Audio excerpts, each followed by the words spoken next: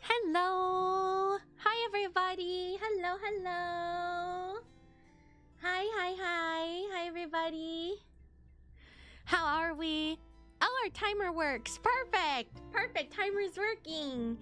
Hi, everybody, how are we doing? Not gonna lie, the outfit be looking like cellophane tonight. What? As compared to what usually? What usually does it look like? Hello, hi everybody. It is cold. Oh my gosh. Can I be honest with you guys? I spent like 3 hours last night trying to build a piece of furniture because I thought I could girl boss gatekeep, and I was like, I don't need help for this. I got this. I got this. I did not got this. It took me 3 hours. I messed up several times and my entire body is in excruciating pain. I could not sleep. And I am still in pain today. So, let that just be a fact. Welcome back to World War I. Thank you. My life is a world war. I am in pain, but I got a new footrest. So it's supposed to help with my posture. And it's good because I like to fidget. I like to fidget a lot when I, like, stream. And so it's nice because now I have this footrest and it has like 2 tiers on it, so I can like put my legs like really up high. I could put my legs like on the middle tier, or I could put my legs on the floor. And so now I can like fidget and move and like spin. And yeah, so I mean, a win is a win.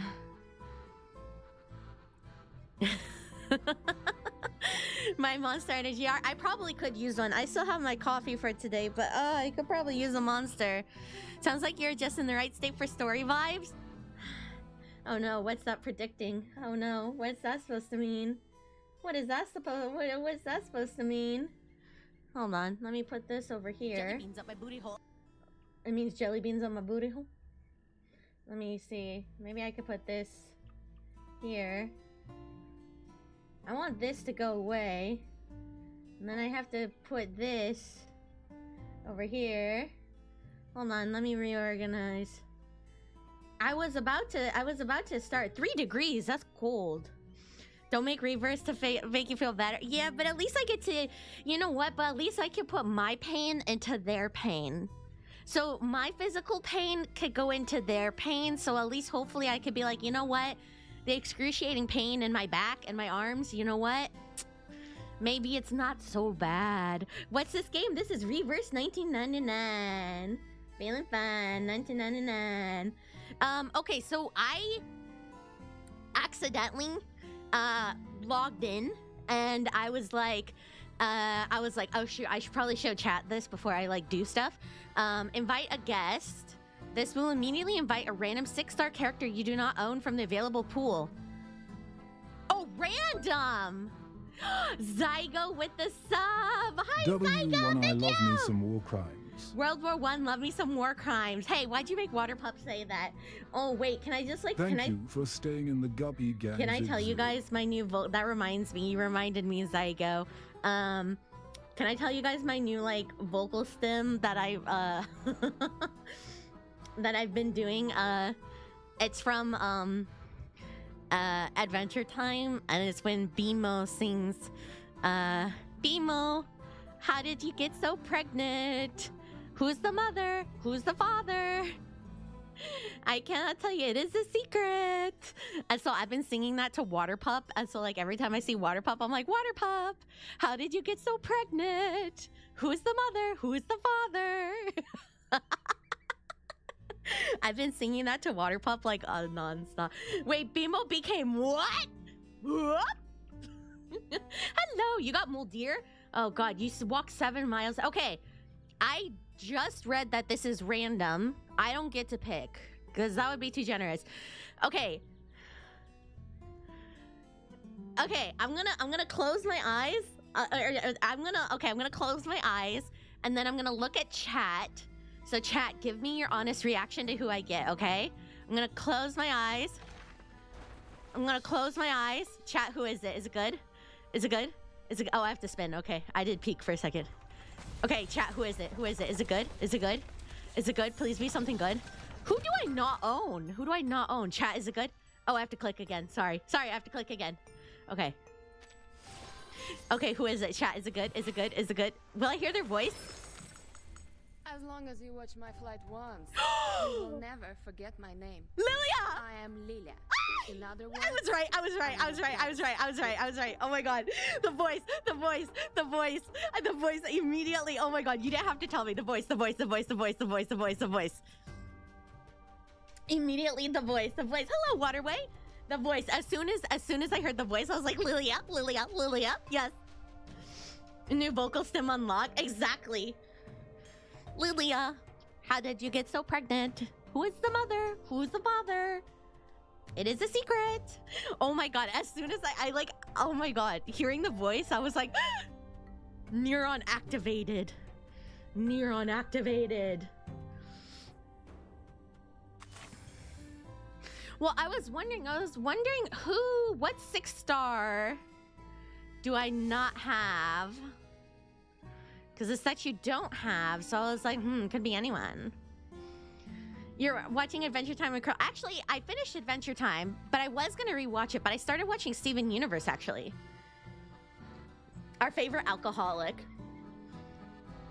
Vartan's the mother and the father. Meta-wise, not good, unfortunately. Listen. I'm just, you know what? I never got her, and I'm just happy.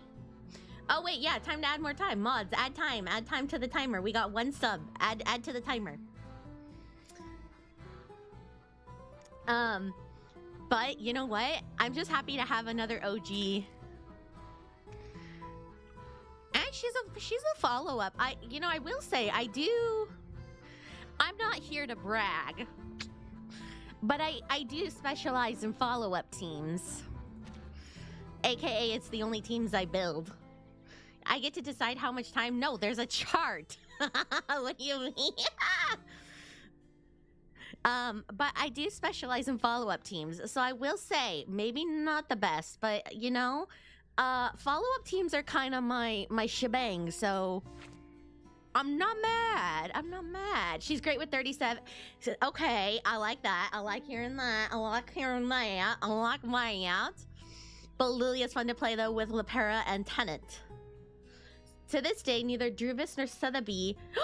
Oh, Sotheby is so fun to play. I mean, at least early game Sotheby. I haven't played Sotheby in a while, so I mean, I guess I can't, I can't be a liar. But early game, I played Sotheby quite a bit for a Poison team, and I can't lie, it was really fun. Early game Sotheby, I think, in my opinion, when people were making like Poison teams and stuff. Oh yeah, it was fun. Invite 1 character below to your team. Okay.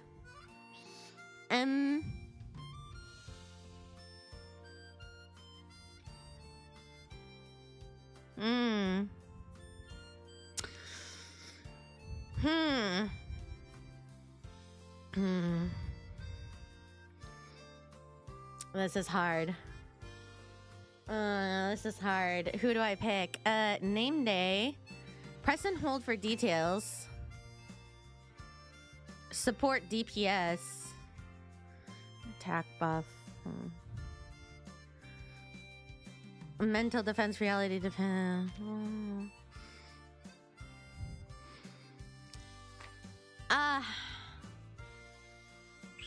Hello. Loggerhead is daughter.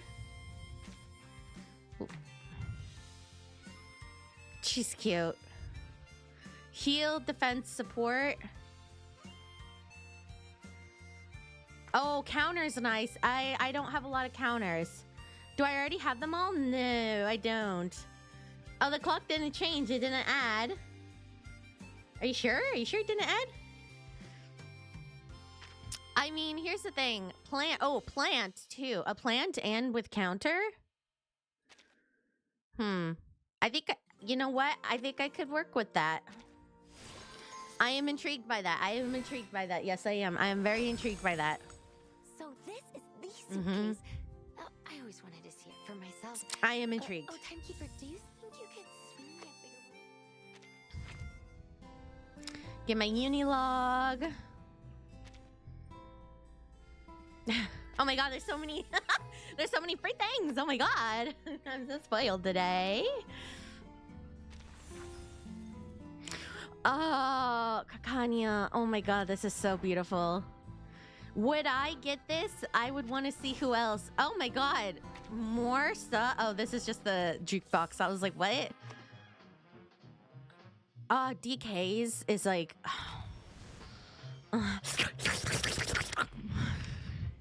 delicious costume.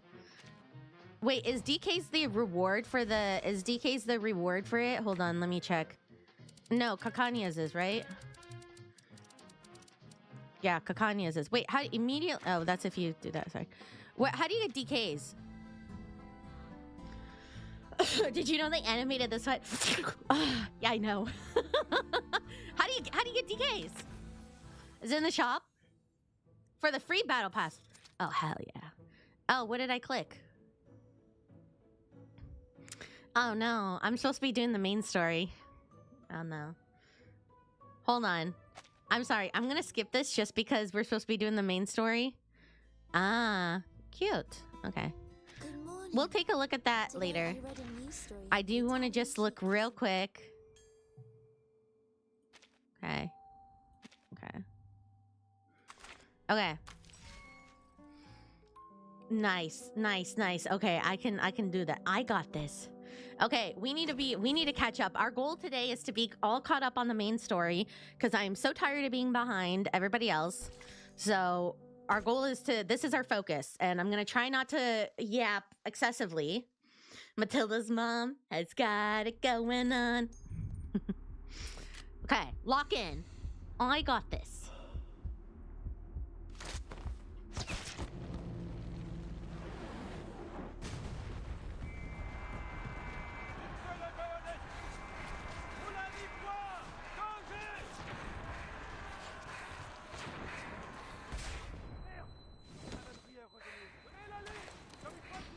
Oh, she's in her full armor.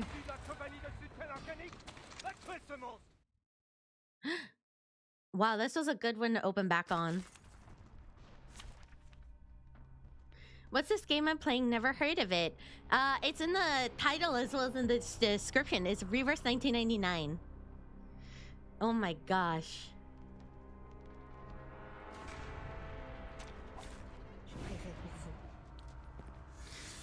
Uh-oh.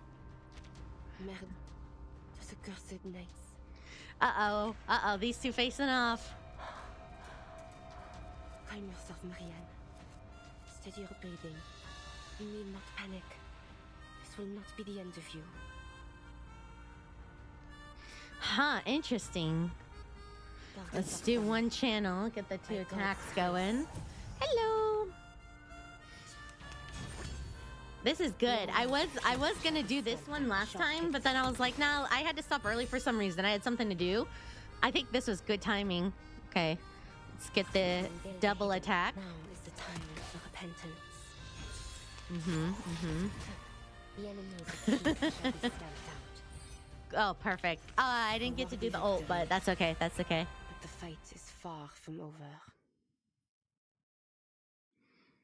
Which side am I on to win World War II, Moki? World War Moki. I'm on my side. She can't remember how she did it. Perhaps her enemies were as exhausted as she was, or perhaps it was just the devil's luck. I wonder who this could be. Struggling, fighting purely by instinct, she holds her heavily armored foe at bay. Time crawls to a standstill. Her bayonet is stopped mere centimeters from her foe's throat by two armored fists. Dost thou recall when once, in our youth, we fought over an apple tree? Lâche-moi! Mein Teufel!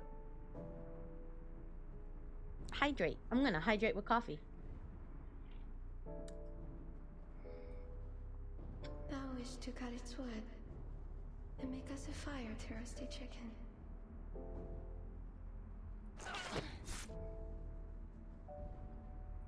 But I rebuke thee, for I believed the tree would bear fruit, and it would be the sweeter bounty of the two.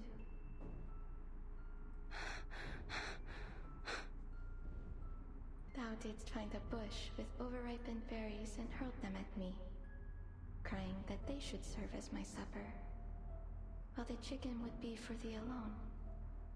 And I retaliated in kind. Ere long, we were painted red with juice.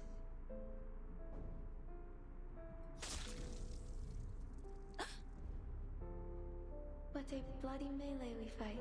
We laughed as we laid down our arms. What fun we had that day. Non. Je ne veux pas. But the battle thou fightest now shall not end in the gentle smears of red berries. What drives humanity to war? Could it be so different from what drove us to it beneath that apple tree?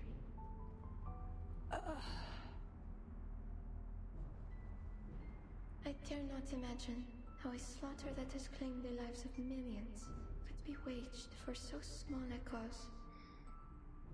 That we should be brought to bloodshed driven only by the fear of those whom we were taught to despise. What immortal hand or eye could frame the cause behind these deadly ends? Thou art more courageous than I, Marie. Never hast thou doubted thy conviction. What an interesting backstory. I pray. Is there some purpose in the war they now fight? For I see no divine meaning to be found in this killing and dying.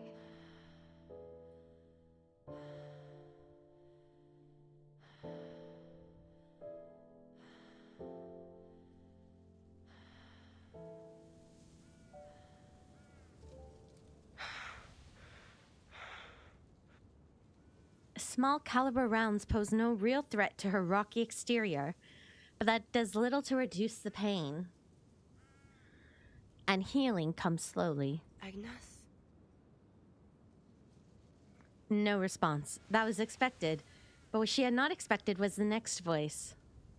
Who's Agnes? Aha, here is a red-haired knight. Haha. She matters not. But what brings you here? I'm taking you somewhere safe. Parabian, that young man who came with me, is back at the village. He'll continue with our search. Is Marcia the lap pillow? I love Marcia. I do love Marcia so far. I think she's so pretty. I'm still in love with her design. Before you ask, I'm doing fine. Like you, I'm made of sterner stuff.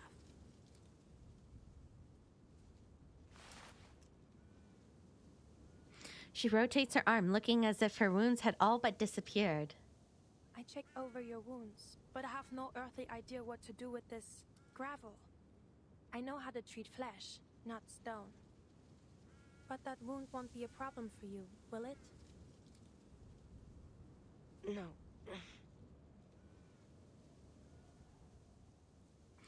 Her physical pain is bearable, but the lingering echoes of her nightmare cause her to grit her teeth. Were you dreaming? Seemed like a nightmare.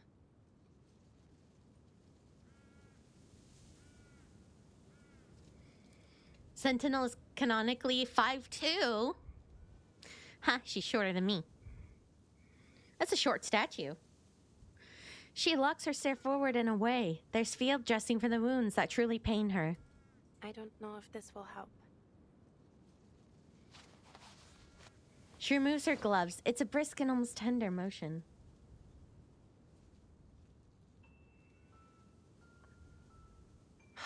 Oh my. Next patch. Oh no, I'm already super motivated to finish this. No worries about that.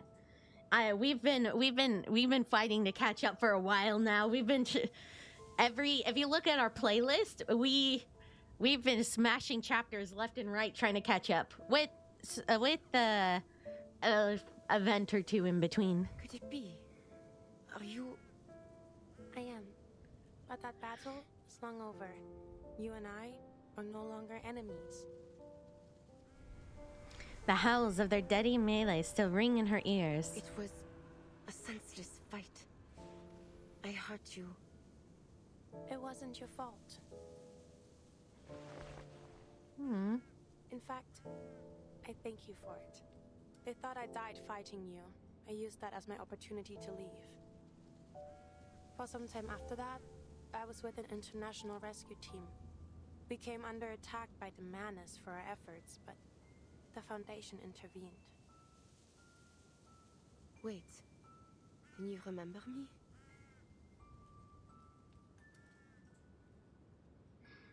Marcia nods, a gentle, graceful motion carrying the reassurance of a doctor at her patient's bedside. I almost said bedtime. Bedside. And you didn't. I was wearing a helmet. But you don't have a face one forgets. I'm surprised they're able to move on and not hate each other after they tried to kill each other. Yeah, enemies to lovers feels like, I mean, if somebody tried to kill me, I would probably be like, I don't really like you that much anymore. Marianne. Huh? Oh, that's your name. Marie-Anne. It's lovely. Eminem. Marcia Marianne. She repeats it, stressing the syllables as if to remember it. Tell me then, what do you know about Manus Vindictae? They are a secret organization open to only pure-blooded arcanists. Simply put, their goal is to cause as much chaos as possible and eventually destroy all of human society. Victim tropia. Okay, so for those who don't know Reverse 1999, Marcia's giving you the rundown. So who is Manus Vindictae? Marcia just gave you the rundown, okay? So they are a secret organization, and they only believe in pure-blooded arcanists. You can almost, relate this to some real-world things, I guess, in a way. So basically, they try to cause chaos, and they want to destroy human society. And again, that is a very simple way of explaining everything they've done so far and who they are.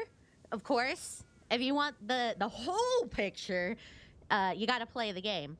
But for those who are like, hey, I'm just here for vibes, or I don't know what this game is. I mean, if you're like, what is Manus Vindictae? I keep hearing this in the stream. Essentially, this is who they are. In essence. Very simply put. Without any complex bells or whistles, they basically believe in pure-blooded arcanists. They want to cause chaos in any way possible and destroy human society.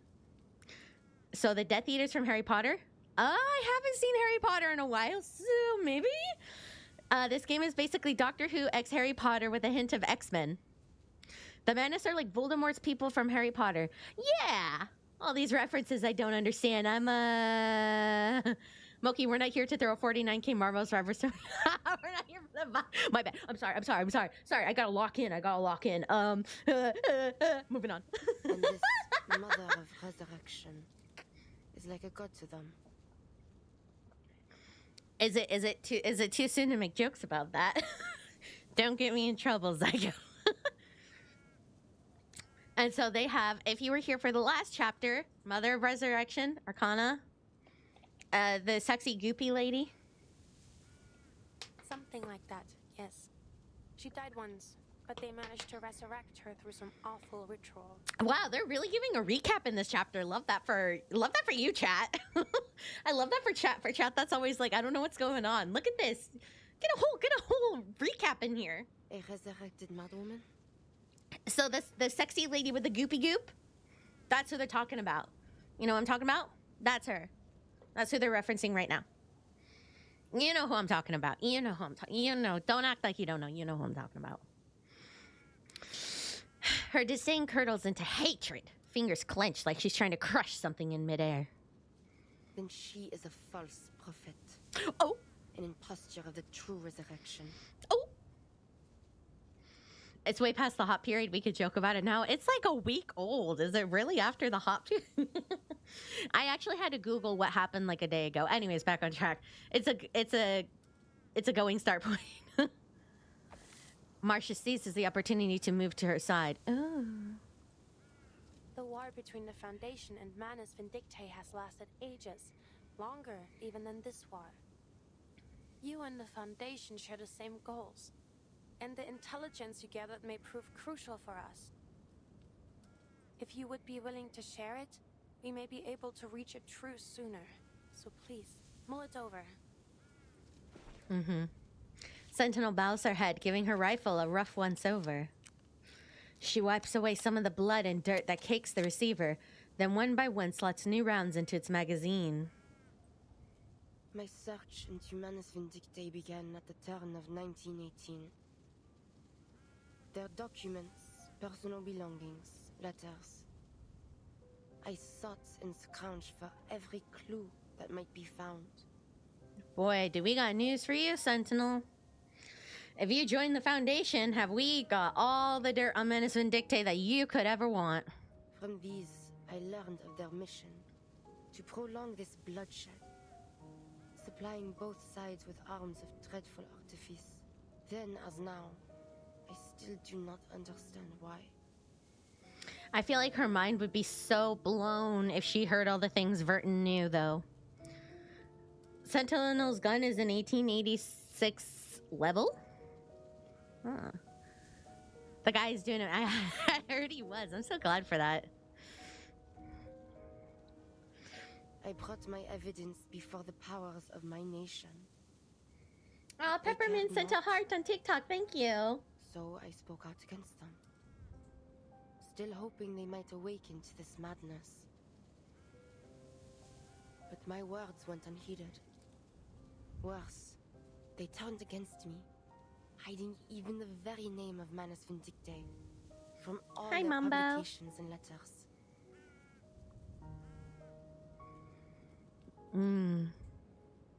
There is no longer any truth in the words they print. Only lies, meant to stir the pride of youth to deadly, pointless slaughter. Youths who were but children when the war began. That is why I have turned to this. To killing the ones who incited this war. It was the only choice I had left. This is Reverse 1999. Perhaps it has all been for naught. But at least I have put deeds to words. What has the Foundation done? I mean, I get what she's saying, but also, Sentinel, you need to be filled in, my girly. You need to be filled in. I feel like you gotta be. I mean, I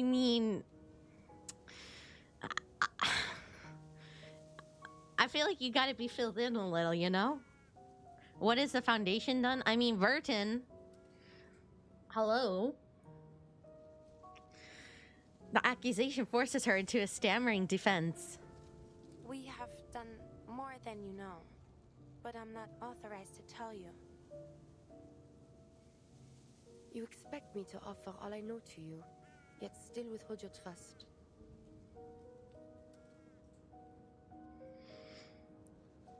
Marsha's gonna fill her in. Our Foundation has been fighting Manus for way longer, though.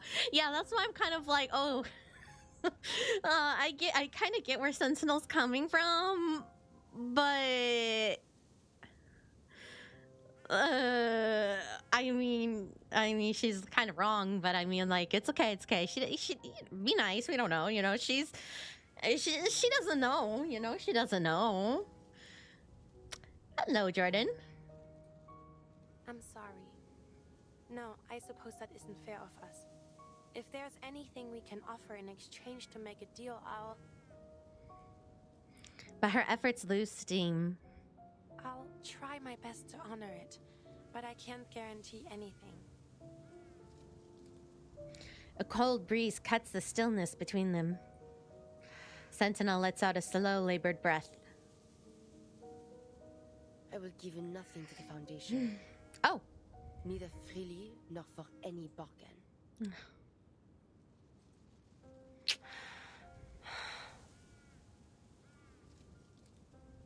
But you, Marsha, you have my trust.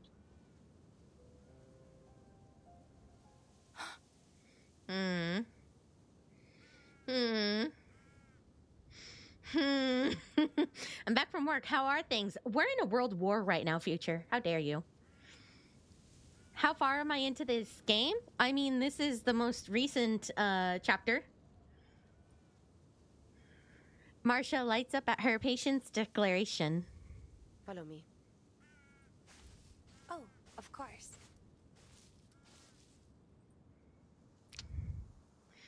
I don't trust them, but I trust you, Marcia. Okay.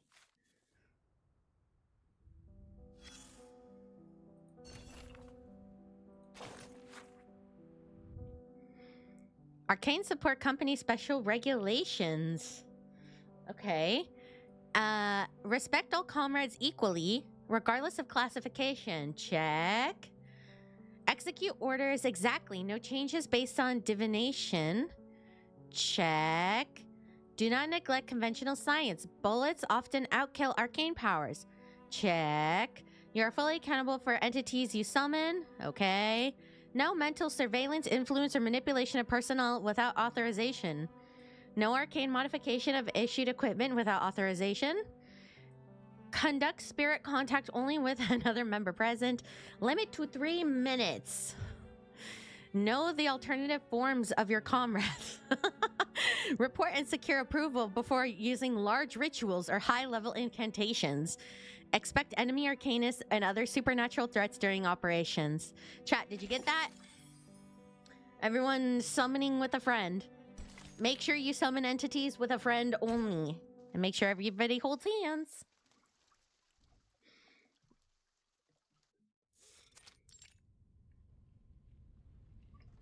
An armored vehicle? The driver was a menace. They're not just supplying the war anymore. Already forgot. Oh, okay. Well, good luck.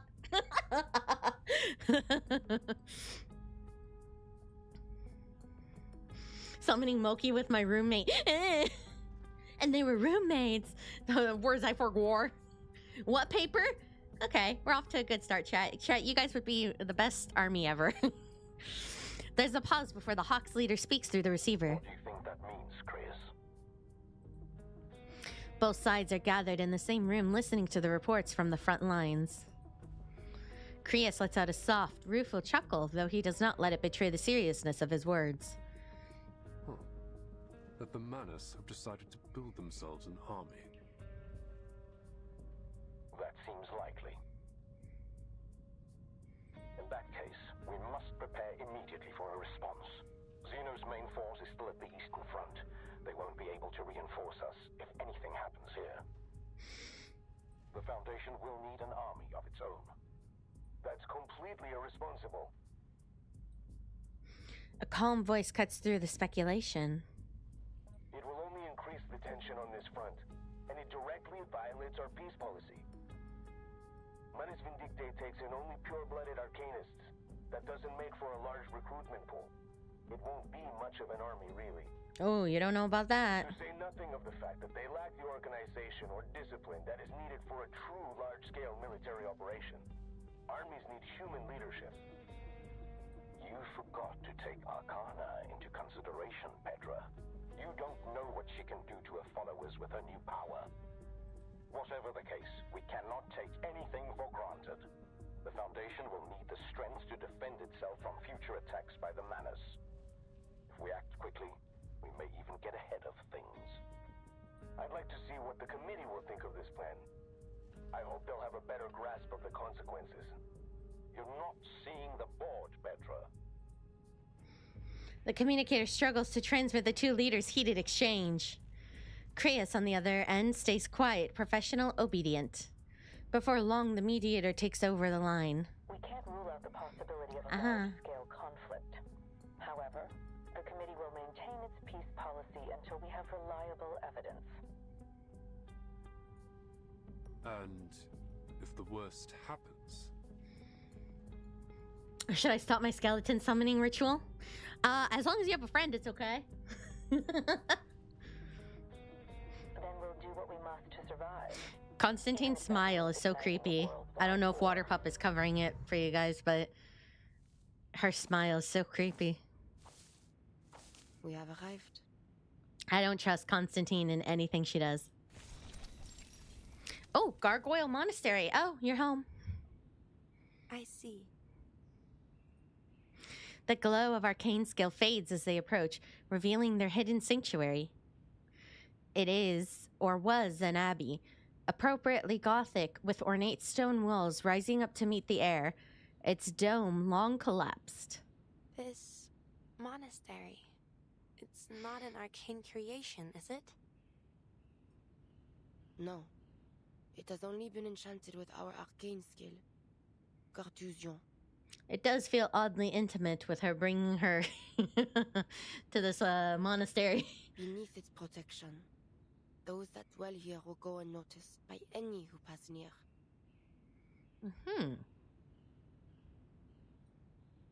A gargoyle dressed in friar's robes walks barefoot on the grass. He looks up from his book to meet the new arrivals.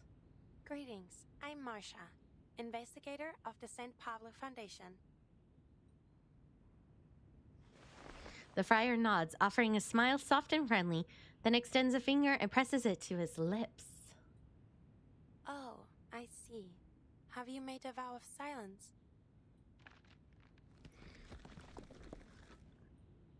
The sound of breaking rock draws her eyes away.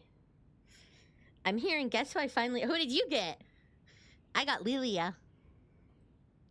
Huh? Beneath a broken,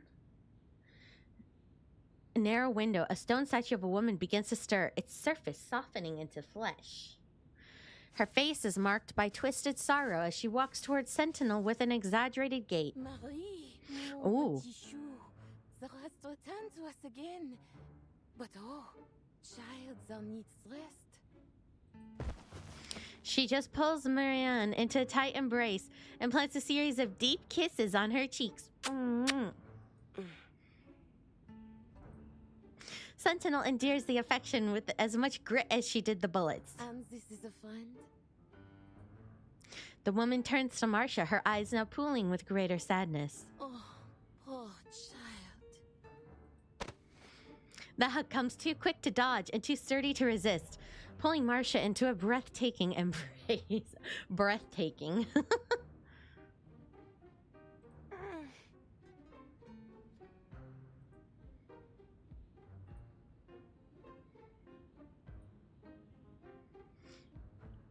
Oh, I got Tooth Fairy. Oh, hold on. We got Moki kisses instead. My chats died. One of my chats came back. Let me just keep this just in case. I'ma keep this just in case. Yeah.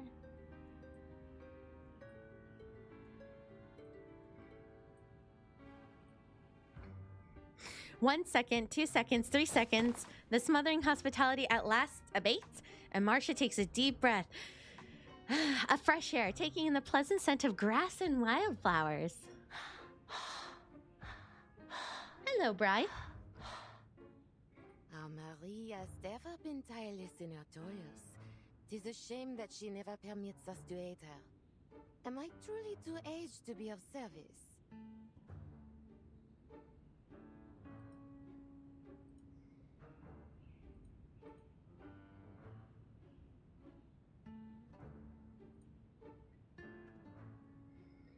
You got the Argus costume? Ooh.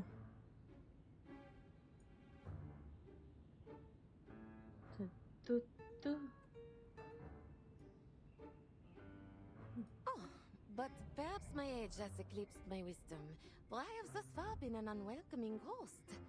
Allow me to brew you some tea. She leaves with singular purpose and surprising speed. Am I familiar with visual novels? What do you mean by that? I appreciate the kisses. I feel loved now. The newest story is more confusing than this. This story was confusing? My aunt is a gentle You got soul. Miss New Babel? She came Babel? by here Babel? 1 year ago, Woo! not Cute. fearing the danger, saying she must take care of everyone left in the family. That old lump of stone that greeted us came here to take refuge with his brother after they were injured last year. I missed the there. Kisses for chat. Are you guys happy? For you, it's confusing. Oh no. And I mean, if you have any questions, I mean, I'm not done, but chat seems to be on it. So if you need anything, you know, just ask chat, and chat's got you. I recommend playing. Oh, I played Doki Doki Literature Club. I got Jay. Oh my god, you guys got a lot of stuff. Oh my god, you guys are making out like bandits. What the hecky? Then pulled for 37, got her first try. Based. We're happy now. Aw. And then chat's like, that's all we really wanted. We just wanted the kisses. You're welcome, chat. She hangs her head with resignation. Only a small number of my kind were here. I'm happy you're happy. Many of us remain divided by the war. Enjoy my aunt's hospitality. I shall go now to collect what you seek. Oh, it's her aunt. That's so sweet. Come and meet the family. I'll be here then. Oh, Marcia with the family.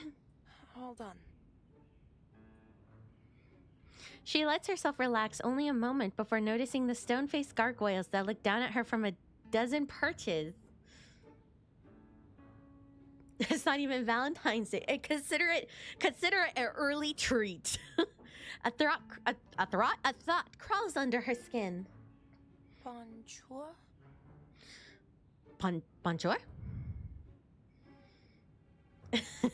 She spins around in place, meeting unblinking eyes of each statue, stopping on a figure of a young girl.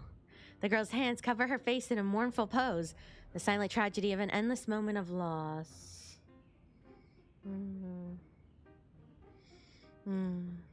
They met for a week and Marcia already met her family. They're moving really fast. You recommend creepy dates. I don't know if it's in English. Oh, I've never heard of that. Where is it from? This is... Why hath my cousin brought you here? Uh-oh. A voice calls out behind her, rigid and almost rude. A tall, gaunt monk stands in the courtyard. You are not one of us. You are a bringer of war in our house of peace. What does your foundation seek from our quiet holes?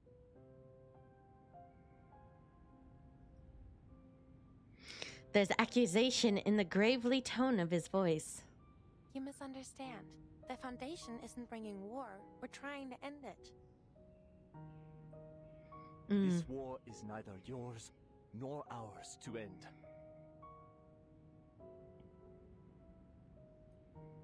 What are you saying? Notice how she has like a pointy jaw and he has like a very square jaw. I don't know, very interesting how he has very square proportions. Huh. Hello. The monk falls silent as if debating whether his next words are worth the effort. His face contorts, becoming an exaggeration of self-righteousness. He has a perfect jawline. Pretty boy privilege. Oh God, Chad. Is this who we've fallen for? He looks chiseled. It has come as a divine punishment for the faithless who have turned from God. Its end will come only with the extinction of civilization. Sounds like you want everyone, humans and arcanists alike, to suffer and die. You twist my words, Chevalier. I do Shibaria. not seek this end, this path of suffering out of hatred for humanity. No, I do so because I pray fervently for their deliverance. But deliverance waits for the last edifices of this sinful world to crumble. When the faithless nations, as a fire consuming its last embers, burn themselves to ash. Soon, the artifices of modernity, their factories of war and death, will crumble, as Babel before them had, their lives of advancement and revolution dying with them. You know who I think he'd get along with? I think he would get along with the Apurions. Don't ask me why. I feel like two different religions. I feel like I feel like there's a lot of similarities between them. I don't know if it's just the passion, but I don't know. It's giving me flashbacks a little bit. We must return to the innocence of the past, as Nineveh did. I think it's the passion, maybe. God. I think him and DK should talk. Can we slap him now? Moki made a great point. I always make great points. I am so smart. I don't know. As he was talking, I was like, this sounds like, who does this sound like to me? This sounds like another, I mean, I don't want to say cult, but I mean, this sounds like another religious group we've had in the game. I'm just saying. Oops. I didn't mean to click. I didn't click anything. I didn't know you could open it by doing the scroll wheel. It's called horseshoe theory, but there's no horses. Oh no, cousin's back. The rebuke breaks his rhythm. Sentinel steps between Marcia and Ladislas, forcing her cousin to take a step away. Tes prophéties ont empêché notre invité de prendre son thé. Yeah, let her have her tea.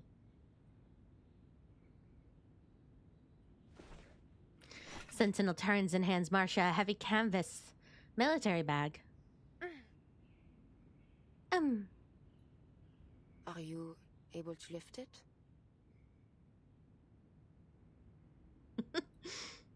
No problem. I can handle it. Ladislas watches the exchange with abject curiosity. Marianne, What? n'est-elle pas issue de la fondation que tu dis dépourvue de volonté pour mettre fin à cette guerre? Quel effort vain poursuis-tu donc à présent? At the risk of sounding stupid, is that French? I'm sorry. I don't know. I think so. I don't know. C'est une amie, Ladislas. Je lui accorde la liberté de venir et partir ici comme elle veut.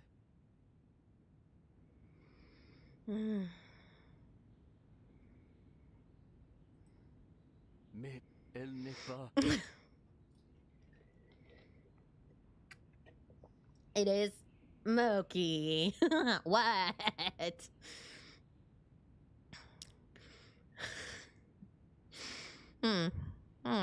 Makes me wonder what. C'est mon droit de le faire, n'est-ce pas? Oui. French sounds good, angry. Marcia greeted him with bonjour. You raised a good point there. It's a good point you got. What are you, a lawyer? I'm kidding. He lowers his head without protest. Sentinel turns from her kin back to Marcia, who has by now taken several steps away. You will find here all that I've collected since 1918. Most useful to you may be a list of those in each military who have made contact with the Manus. A list of those in each military who have made Oh! Take them from here to your foundation, and make of them what you will. I hope they will serve you better than they did me. Interesting. I will. Thank you. I want to see that list. Do we know anyone on the list? Marcia seems more eager to retreat. Aunt Madeline stands at the foot of a stone pillar, tea in her hand, and nods in self-reproach. The courtyard falls still. Ladislas breaks the silence with a withering glare. Cousin, why hast thou concerned thyself with the affairs of this sinful world? We are involved now at our peril. Even if this war was, as you believe, a divine punishment, the people have suffered enough. Ont-tu donc souffert? Je ne vois que des cendres et nul sac de pénitence. He motions to the weeping girl tucked in the sanctuary niche. Hast thou learned nothing from our chère Agnes? No. Leave her out of this. It was she who prophesied this war. He drags up the memory with sharp intention. And whose body turned to stone as it came to pass. Was she not the closest of us all to the ear of our Lord? Then I can see only one reason for her sacrifice. It is a warning to us. Tell me, if that is so, why God would choose such a warning? Revelation and prophecy oft appear inscrutable to those that disbelieve them, until the truth is made manifest. What free 6-star did I get? Lilia. Ladoas's voice trembles, a practiced tension of humility and pride. Mais je crois, et je vois clairement ce que tu ne vois pas, que notre Seigneur nous enjoint de ne ni combattre, ni mettre fin à cette guerre. Car cela est venu tel un nouveau grand déluge, destiné à balayer ce monde pécheur. Agnès reviendra à nous lorsque notre innocence passée sera retrouvée et reconstruite à partir de leur ruine. Mais la foi doit être préservée si elle doit être reconstruite. Et c'est la base encombrante aux fidèles, à nous, les gargouilles. Les gargoyles. Je t'en prie. Écoute mes paroles, cousine. Dépose ton épée de vengeance. Ne réponds pas aux démons qui murmurent dans ton sang. Et ne souille pas davantage ton âme déjà si lourde de péché.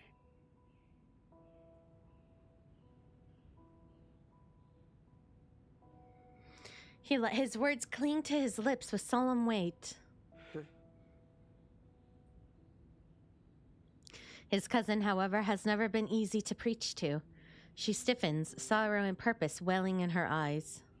Armes à feu, canon, tank, bombes. Tu te souviens comment ces machines ont détruit nos vies, n'est-ce pas? Alors, tu sais déjà que l'innocence du passé ne repose pas simplement enfuie, prête à être reconstruite.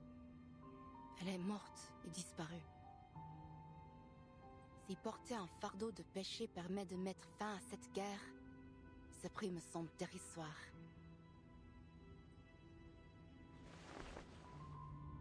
Ladoas is stunned. He fights back tears and turns to face the altar. The light from the stained glass window wreathes him like a mourner's cloak. As-tu oublié le péril de nos ancêtres? Ou les nombreux noms que nous avons effacés de notre lignée lorsqu'ils se sont égarés du chemin de la droiture? Le son démoniaque a déjà submergé notre famille. Et je crains qu'il ne te submerge bientôt toi aussi. Et moi, je ne souhaite pas devoir effacer ton nom, Marianne, de notre lignée.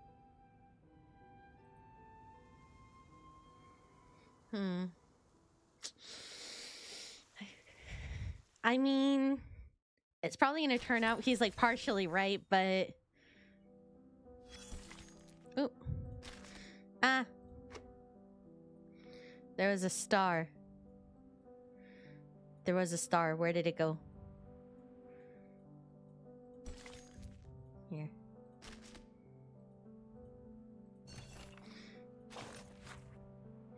Gargoyle Research Notebook.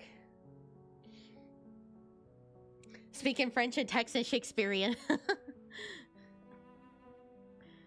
Aw. Oh, bye, depressed ibuprofen. I absolutely adore how Reverse sometimes has full conversations not in English. Yeah, it really kind of immerses you into it. I mean, it pulls you back in and reminds you, like, oh, this isn't happening in English. So you're kind of like, oh, okay. So it definitely pulls you back into realizing where it's taking place. Especially Isolde, yeah. As during the Mergvigid dynasty that the Bishop of Ruin successfully subdued his first known gargoyle. This gargoyle and his descendants then formed a unique lineage devoted to protecting churches across generations. However, in recent times, many younger gargoyles have chosen to abandon this ancient tradition, leaving their dark church perches for the light and glamour of the modern world. Based on my recent observations, this generational conflict continues to cause significant distress among elder gargoyles. The younger generation's departure is also because modern churches are unable to provide adequate sustenance, reflecting broader societal changes. Gargoyles have some unique arcane skills. They can petrify their own body parts. Although considerably less effective against modern artillery bombardments, gargoyles possess exceptional visual capabilities, remarkable night vision. This trait complements their natural stealth abilities, enabling them to both detect hidden threats with ease and execute perfectly timed ambushes. Gargoyles carry a curse. While the origins of their curse remain shrouded in secrecy, people are open about its manifestations. Excessive bloodshed appears to corrupt them. This corruption takes the form of mental instability, progressing from rejecting to completely abandoning their faith. Oh, can I fall? Interesting, interesting. That last part there is very intriguing.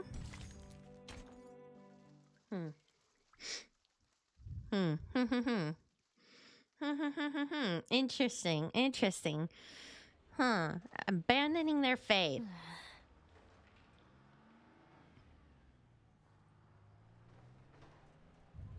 The bored and idle remnant of squad, I actually don't know what this is. 7? Carries out 12? Carries out her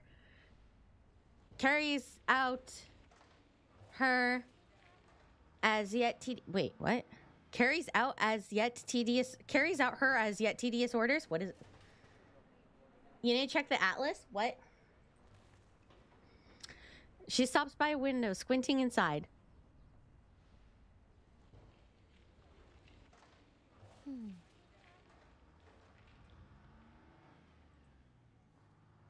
Broken furniture and cobwebs woven between cracked and forgotten china.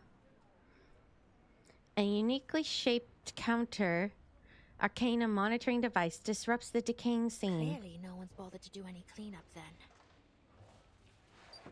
She opens a window and leans in, her mask blocking out the sudden puff of dust. Following her officer's instructions, she pulls out a transparent strip of cloth and places it by the device. The cloth changes color rapidly, and a line of neat letters appear on its surface. Counter Arcanum device operating normally. Looks like I'm not needed here either.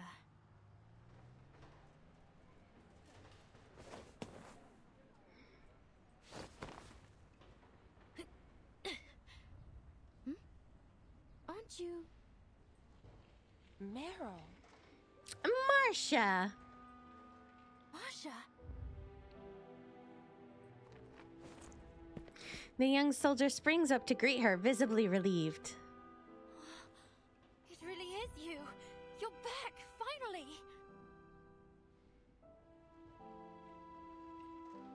Is Paravian alright? Oh, poor guy's had a hard time of it. Up my booty hole. But at least he's still in one piece. He's lying in a sickbed as we speak. He should recover soon.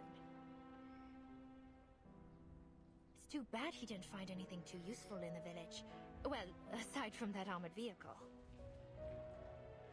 Fortunately, Sentinel happened to be there at the same time.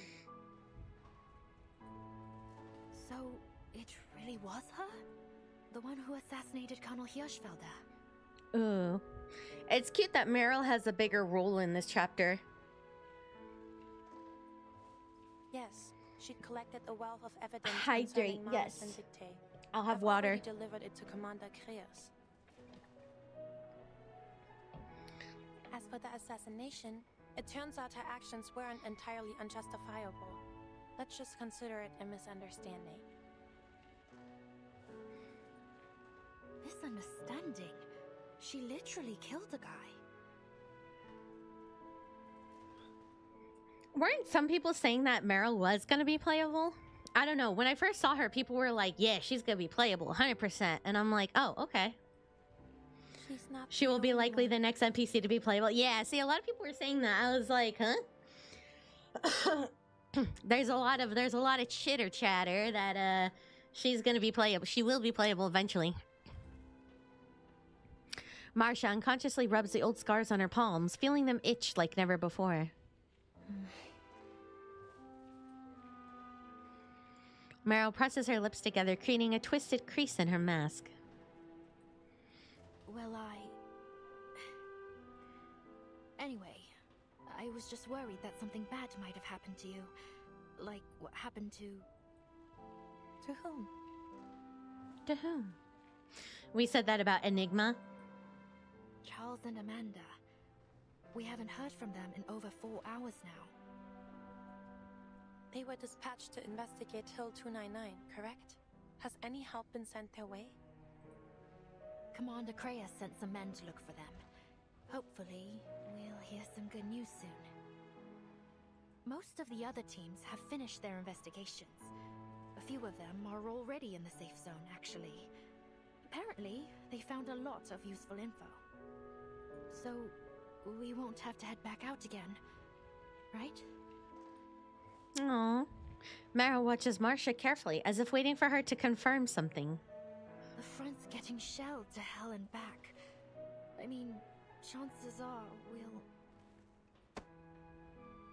Marcia pats her on the shoulder. The evidence Sentinel provided is quite damning. Our job here will be over just as soon as we can get a hold of the team at Hill 299.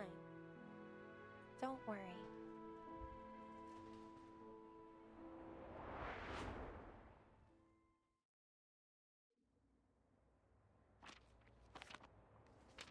Copies of the evidence Marcia submitted have been spread across the table.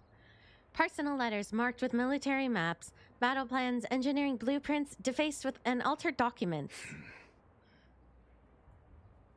Along with them on the table are exhibits recovered by other investigators from across the front line, arranged in rough chronological order, starting from 1918. This is unbelievable. He stares at the pile, the sheer flood of information overwhelming him. These documents, the evidence is undeniable. Every one of those absurd conspiracy theories was true. The 1918 peace negotiations really were sabotaged by Manus Vindictae. The nations on both sides of this war have been under the deception of an invisible enemy. It is no wonder that even the victors of the 1919 offensive gained no real advantage. My God, to think Manus Vindictae has been sharing war secrets with both sides to ensure neither can win this war. That's actually, I don't want to say smart, but like, I don't know what the word is other than smart, but that's actually like crazy, I guess. Like, their goal is to make sure that the war goes on. Oh, hi, Denver. Their goal is to make sure the war goes on as long as possible. So what do? They share war secrets with both sides, so that way no one is technically at an advantage. So by making sure no one gets the advantage, basically they make sure that it stays so even nobody can ever win. That is insane. Like, that's impressive, but not in like a good way, but like just like that's just really impressive. That's like a wow. That they have used our commanders as tools for their massacre. It is nigh on unimaginable. That is so impressive. Impressively horrible. He looks up with sudden realization. This does not simply concern one nation. These documents could topple nearly all of Europe's military leaders. And hijacking any peace agreement. I mean, it is, like I said, it is horribly impressive. Impressively horrible? Impressively horrible, I think is what I'm going for. It is impressively horrible. Like, with this list of mind blown. In our hands, and if we act fast, we may finally put every one of them behind bars. That is. Oh, Denver, thank you for the roses on TikTok. Ah, smells so good. It is so crazy. That is so crazy. Waiting for, I know his name is Happy Valentine. Ah, you're so sweet. I know his name is pronounced weird, but I don't remember how. Mood destabilized. Krius adds words of advice. Let me remind you that Laplace may be able to heal these so-called I'm out by Denver. Eberhard's case proved that the Manus's mental influence can be purged. Yes, of course. Whatever the case, we must act as soon as possible. The Chancellor and the Reichstag are prepared to strike. I mean, I think if anything, this chapter just shows, like... I think it shows how clever Manus is. I mean, it's not to say that, you know, they weren't clever in other chapters, I guess. But I mean, I think, like, the fact that they were able to keep a war so dead even to the fact that it, like, never ended, and hijacking peace agreements and basically playing like this, like, it almost makes me wonder, like, who was doing this exactly? Like, which one of them was, I guess, smart enough to try to lead this operative? I don't know. Like, this is like 5,000 IQ moves. Flashbang us with the memories of the NPC TikTok meta. Smells so good. Ice cream. Yum.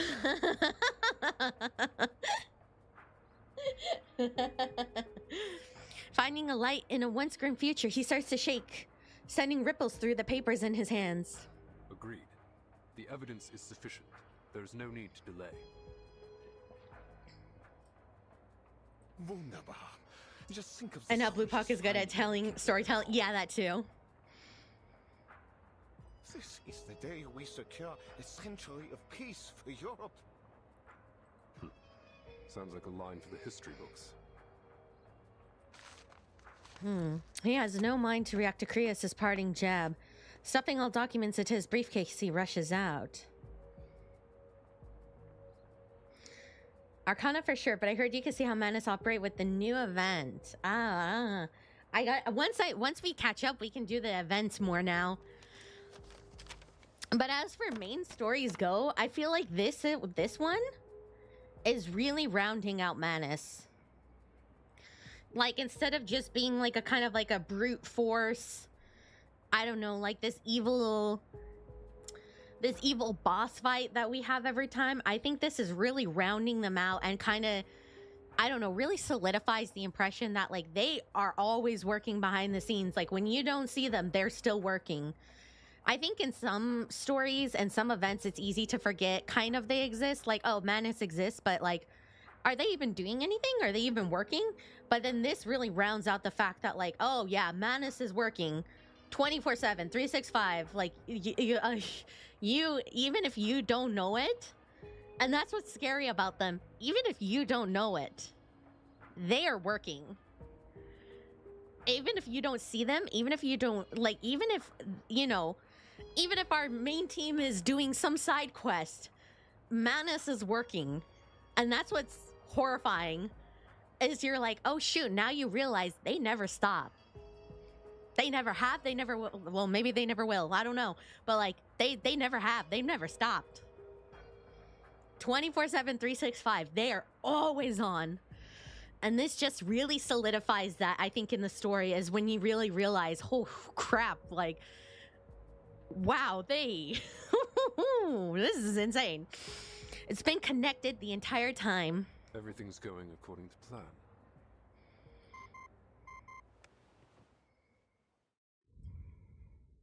Good. The other teams have shared the same intelligence with the pacifist political leaders in their respective regions.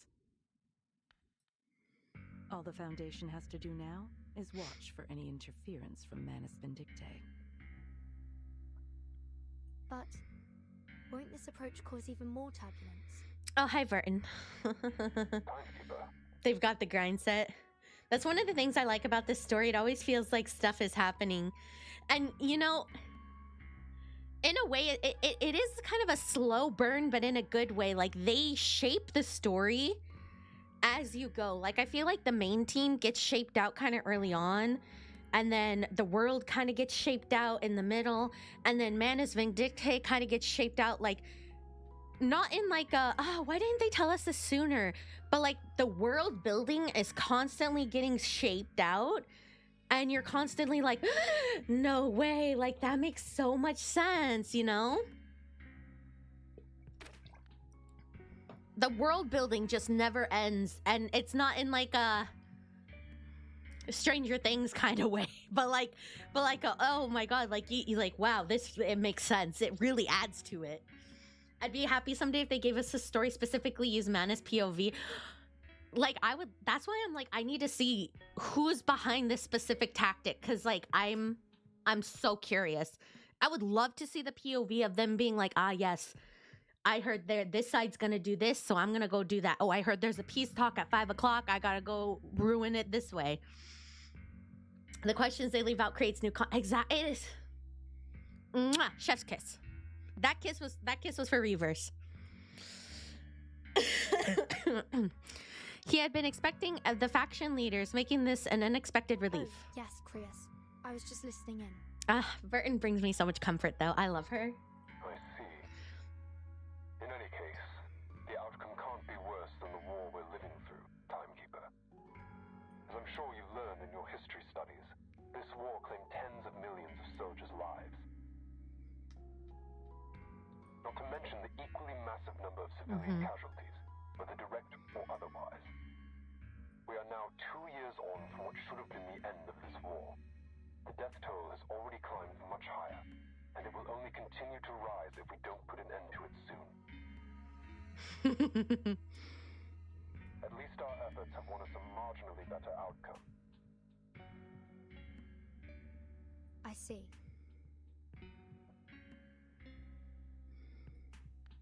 In short, the war is already over. Once the pacifist political parties take power, an armistice will surely be signed in Montpellier.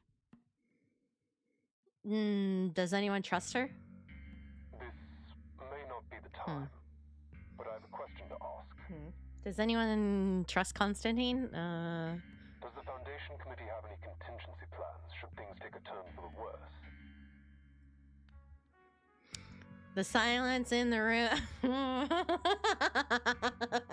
sorry. I'm sorry. Confirms the suspicious the voice on the other end. Did you notice something suspicious? The former vigil officer fishes out as many suspicious details from his memories as he can. I still have hatred toward the Foundation because of constant... Do not get me started. Me too. About Hirschfeld's assassination. Do you remember a certain detail from Marshall's report? Certain detail. You think his death to be the spark of a reignited war, but even if I had stayed my hand from him, your plans would have been for naught. I trust Constantine as long as the children are not included. If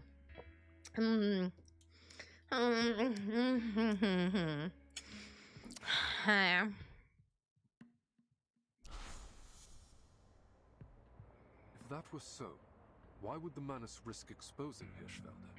Why would they allow him to meet with the Foundation in Montpellier? If Hirschfelder hadn't been killed, would the negotiations have become a fruitless tug of war? Manus Vindictae would only cooperate with the Foundation on something that was sure to fail. An intuitive guess is assembled, drawing on the experience of prior contact with Manus Vindictae. Could it be that they're purposely diverting our attention? My thoughts exactly, Timekeeper.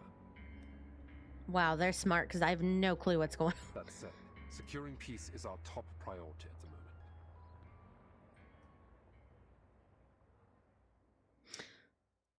Wow, he's really good. I would have. They're on to something that I'm.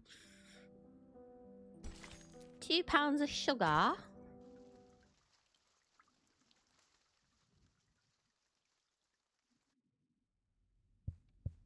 "6 years of war have deeply shaken the resolve and faith of our nation. It is clear to all that this war cannot continue any longer. Afraid of the loss of power that peace may bring to them, leaders across Europe elected to collaborate with the evil cult Manus Vindictae, sacrificing countless young lives in meaningless carnage. But carnage is precisely what Manus Vindictae desires. Unseen by all, their wicked influence has long wormed its way into the leadership of every warring nation. But worry not, the conspiracy has been thwarted. Every treasonous general has been arrested and will soon face a fair court-martial. The heroes who bled for the fatherland are finally returning home, where we will welcome them with smiles on our faces and gratitude in our hearts. On the 11th hour of the 11th day of the 11th month of the year 1920, this war will come to an end.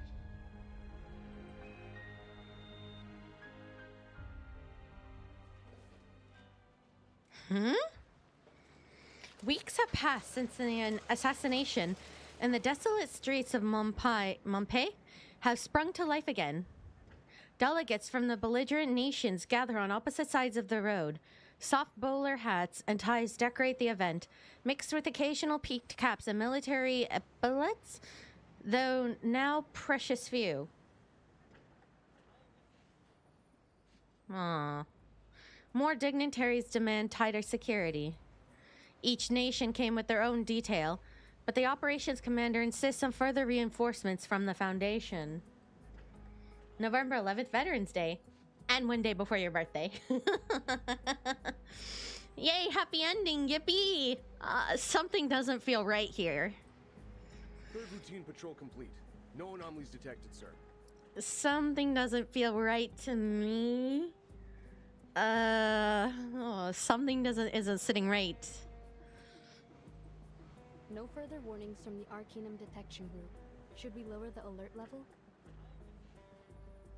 Maintain the current level.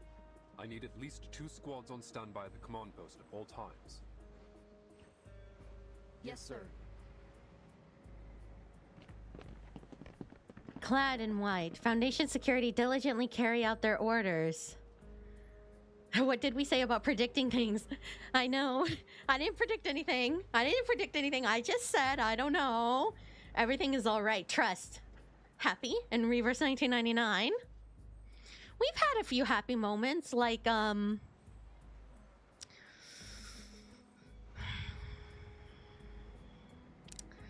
knowing that 37 exists and she's very cute. That's a happy moment for me, at least. On the busy town road, the commander suddenly stops. Eyes shut, he focuses, trying to sift through the din of stuffy conversation. He activates his communicator. The line sparks to life instantly. I know. I'm like, we got a few more sections to get through. There's no way this is the end, right? Response from Charles and Amanda. Oh yeah, wait, Charles and Amanda are still gone. They've been silent since they reached Hill 299. It's like we're calling into the abyss. Charles, Amanda, where did you go? They got snuffed out by the Manus. Luck can't be on everyone's side. Aww.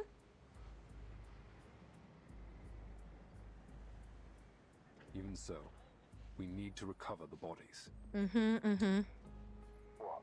So they can be buried with shiny medals? The voice on the other end bites back with a sneer. A couple minutes walk on the battlefield and I'll find you a whole pile of that scrap metal. Any other signs of enemy activity? Nope. Not a single trace of the Manus scum. Maybe all this military and political turmoil messed up their plans after all. Hello. Let's hope so. When it's just too good to be true. I mean, the speech was really good, though. That was really intense.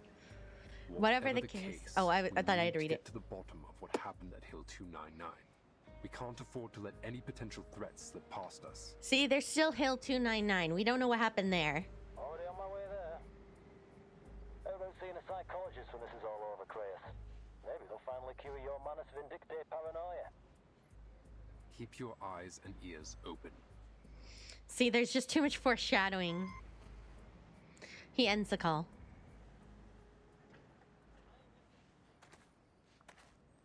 In an unnoticed corner of the street, a grim figure walks alone. Oh, Charon! Charon's work in Montpellier is over, and even now, on the eve of a ceasefire, there are many corpses on the front line waiting for him. Oh, our little sad boy. His disjointed thoughts dwell on the horse that once accompanied him. Oh, little baby. Oh, he just misses his pony. Will Andreas ever return? Oh, he just wants his pony. I feel so bad. But loss has ever been his first companion. Resigned, he shuffles down the road away from Montpellier. Hey, sir. Mr. Charon. Oh, Charon just wants his pony. I feel so bad for him.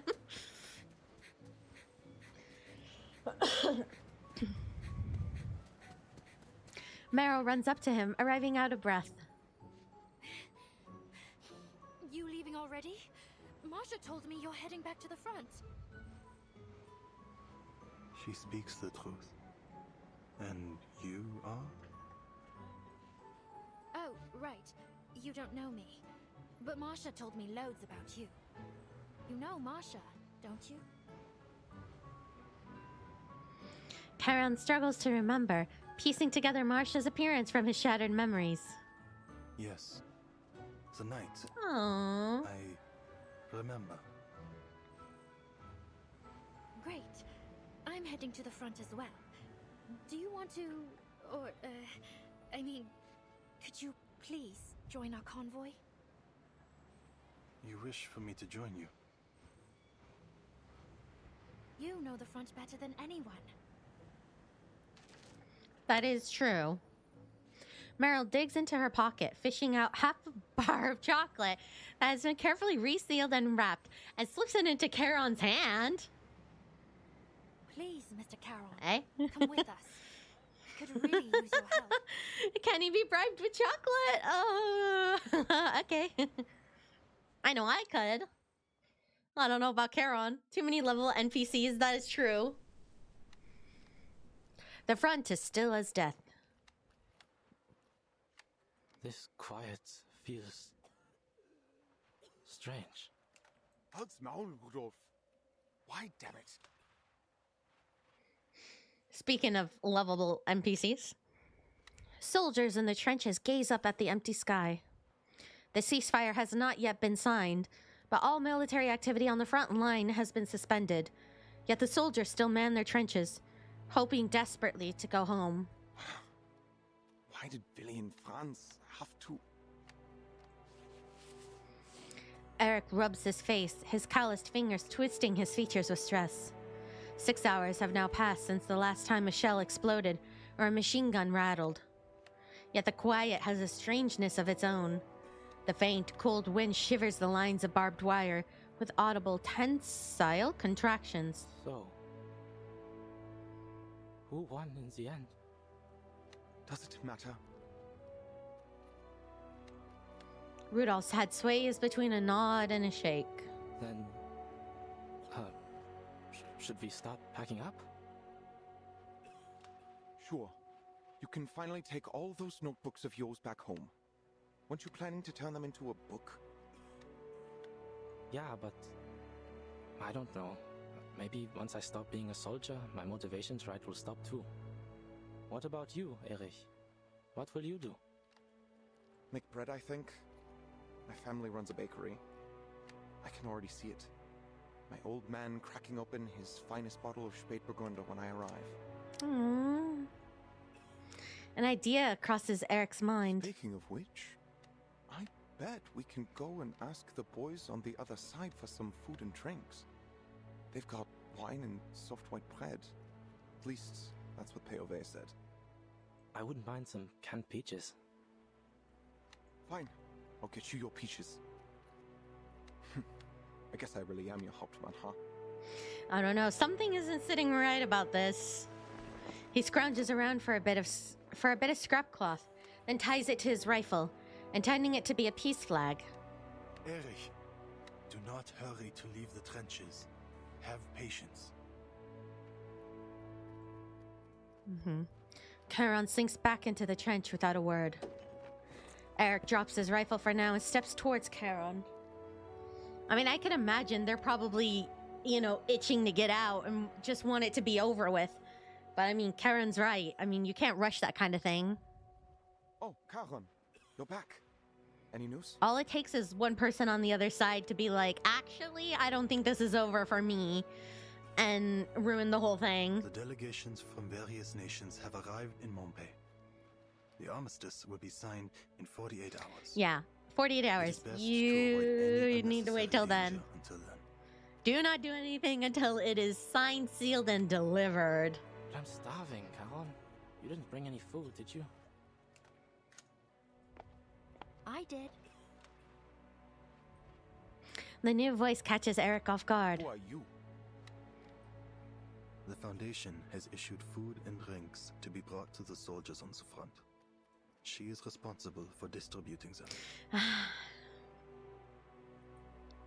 Yeah, more or less what he said. Oh, Meryl. You are a ray of sunshine in these dark times, are you not? Right.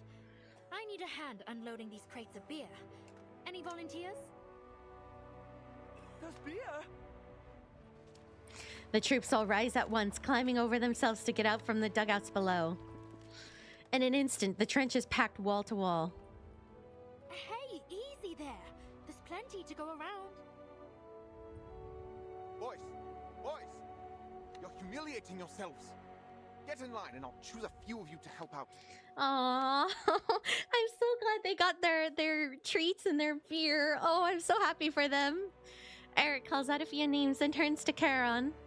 Where's Meyer Braun? He is needed in Montpellier.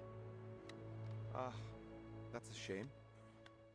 Yeah, he's got a Backpfeifen Gesicht. But, ugh, who cares? The war's over. Forget it. God, this is too happy. Something awful is gonna happen and I'm not ready for it. God, everyone's gonna die. I just know it. You, and you. Come here and unload the crates for the nice Foundation go. Oh. I'm already pre-sad. See, happy ending. The calm before the storm. I'm getting pre-sad. You know how you pre-download the game? I'm pre-downloading my sad right now. I know this is... Oh God, this is too awful. The more happy I get, the more awful this is gonna be. I'm so happy for them right now. The food is passed from hand to hand until it reaches every soldier. Oh God, this is gonna be awful, isn't it? Oh God, I can't. Rotten despair still hangs over the trenches, but they do nothing to dampen their appetites. Please don't do this.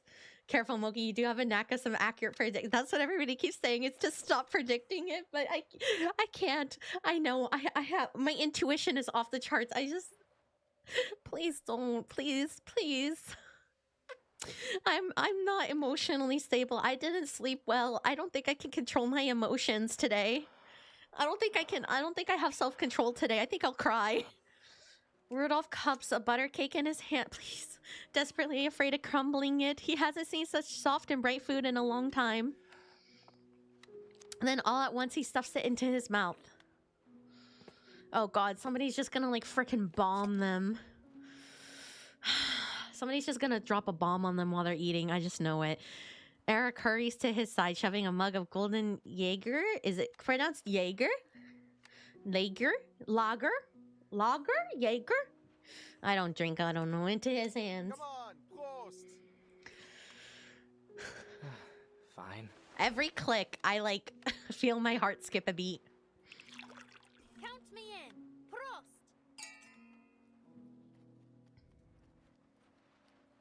Prost!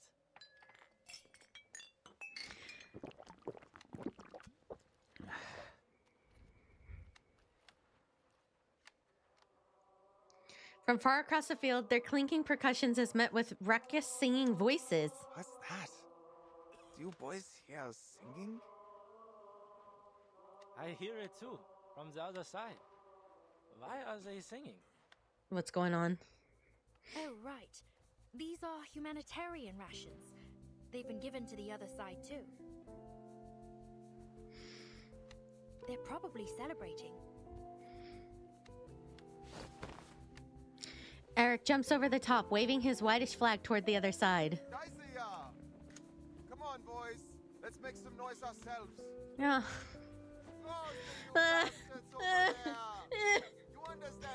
I've played these games before. I've played these games before.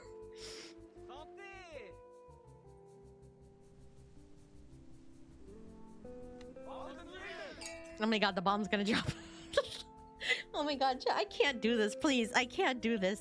Please, I played this game before. I know what's happening. I feel like I'm going psychotic. I feel like I'm gonna have a psychotic break. This isn't even funny. Just do it already. Just do it. Just do it. Just do it. What's wrong? I can't handle this. I can't do this. The ceasefire celebration stretches late into the night. Charon watches the festivities crouched in a dim corner of the trench. Stop killing people, let them be. What are you doing holed up here alone? Despite his best efforts, he is noticed. I actually feel like my BPM going up. Charon lifts his head. The presence of the dead is not fitting among such joy. Oh no, Charon, we love you. You're just a little baby boy. We're not really a baby, but you're a cutie pie. What are you talking about? You fit in perfectly. You deserve everything and your pony. She waves a can of sausages and paper-wrapped candy. I mean, I know you don't exactly eat much, but you can still enjoy the taste of the stuff, right? Oh, Charon. I even know a guy with a fish tank for a head who eats every once in a while. That said, I've never actually seen him do it. Does he just pour the coffee straight into his fish tank or what? Huh, do we actually know? The offer is heard, but refused. Oh. Such things have better use to you. Charon is actually only 2 years old on a technicality, so we could call him baby boy. Seriously? Aren't you ever hungry? So baby boy is accurate, and he just wants a pony. There is always hunger within me. Some mysteries must remain unsolved. Where does the coffee go? But food should be saved for the living. Eat well while you can. Stay alive. Well, you're not wrong, but I wouldn't exactly put it like that. Come on, take it. Hound's always poking fun at me for eating too much anyway. Aww. Hound? Oh, never mind. Just take it, alright? It's not like it's easy to get a decent meal out here on the front. I'm a new player. Can you give me some tips by chance?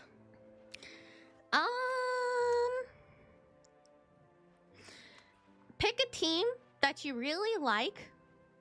And don't worry too much about the meta in early game. You really don't need it in early game. Pick a team you really like. Try to build that. Look up some good team comps online, like Poison Team, follow-up teams, etc., etc. And why do you guys keep turning my bubbles on and off? Anyways, you know, find a comp that's possible, and don't worry too much if you're brand new. You know, early game isn't gonna matter as much as when you start getting into later games and challenges and whatnot. My bubbles are on again. And just have fun and take the story at your own pace, and don't be afraid to ask questions. Sometimes the lore can be confusing. Sometimes the lore can be hard to understand. So don't be afraid to reach out or ask people, or, you know, enjoy the happy and joyful story. God, I'm so nervous right now. No longer soliciting Charon's opinion, Meryl slips the cans into his coat pocket while touching the cold plastic wrapping of the chocolates. Oh, at least try the chocolate in your pocket. It'll melt if you leave it in there much longer anyway. Charon doesn't resist. He nods and slowly rises to his feet. It is time I left. Alright. I still have some finishing up to do here. Won't be long. Just have to make sure everyone's got their supplies. Where are you heading anyway? If you wait a moment, I can come with you. No. This must be done alone. Okay, I'm getting like less scared because Charon's going somewhere. Are we gonna follow him? One that must be sent off. Okay, now I'm just getting confused because I'm like, well, they haven't been bombed. So maybe it's not that horrible. Oh yeah, events are such a good way to get materials and like pulling stuff. Like it's so good. So like do event and like, you know, I don't think there's much in events that are like big spoilers, but like people sometimes be like, sometimes some people will be like, oh, you have to play this event in this order. You have to do this there. Just play the story. If you don't understand it, it's okay. Get the materials, and events come around again anyway. So if you play the story and you don't understand it, at least get the mats and have fun and, you know, enjoy that. And then the story will come around again, and by then you'll probably understand it better. And, you know, do the main story. The main story is like really part of the meat of the game. Yeah, try to clear the markets. Just enjoy it. Have fun. Do the story. And if you don't understand it early game, that's okay. It'll come around again another time, and you can... Then you'll understand it by the time it comes around later. I'm a big proponent of have fun in games. I am not like a super meta chaser. I am very much a like have fun. If chasing the meta is fun for you, do that. If spending $500 on the gacha is fun for you, do that. If you know taking everything like seriously is fun for you, do that. As long as you don't yuck someone else's yum. You know, I'm just all for having fun. The current event is a one shot. There you go. Perfect. This is a perfect time to get into it then. Maybe they just want to take Charon out of there. Don't say that. Why are you... Why? How? It's good to see you, mein Freund. How's everyone holding up on the front? They are celebrating this war's end. Singing songs and drinking beer. It's peaceful. Peaceful. Yeah, peaceful. That doesn't sound right. He repeats the words with satisfaction. Eberhard's spirit has changed significantly from the last time they met. It's unexpected that the Foundation would allow you to move so freely. No, my duty is done. I have no place in Montpé. No place among suits and politics. He exhales, stretching in the crisp morning air. That red-haired official agreed to let me go for a walk every once in a while. He said, someone will keep an eye on you. Whatever. It's getting cold. But I enjoy a crisp winter morning like this. It reminds me of our days as students. Remember? We had to get up before dawn. I was lazier than you. I wouldn't wake up until you rode your bicycle to my window and shouted my name. Charon is so cute. Then the two of us would I guess I should say Paul. Just as Walter did. He's so cutie patootie, baby boy. Yeah, I don't blame him. Latin class was hell. Walter. He was a good lad. Paul removes a crumpled envelope from inside his jacket. This parcel is to be delivered to you. There's a letter within it from Herr Mühlenberger, addressed to those of us in Class 3.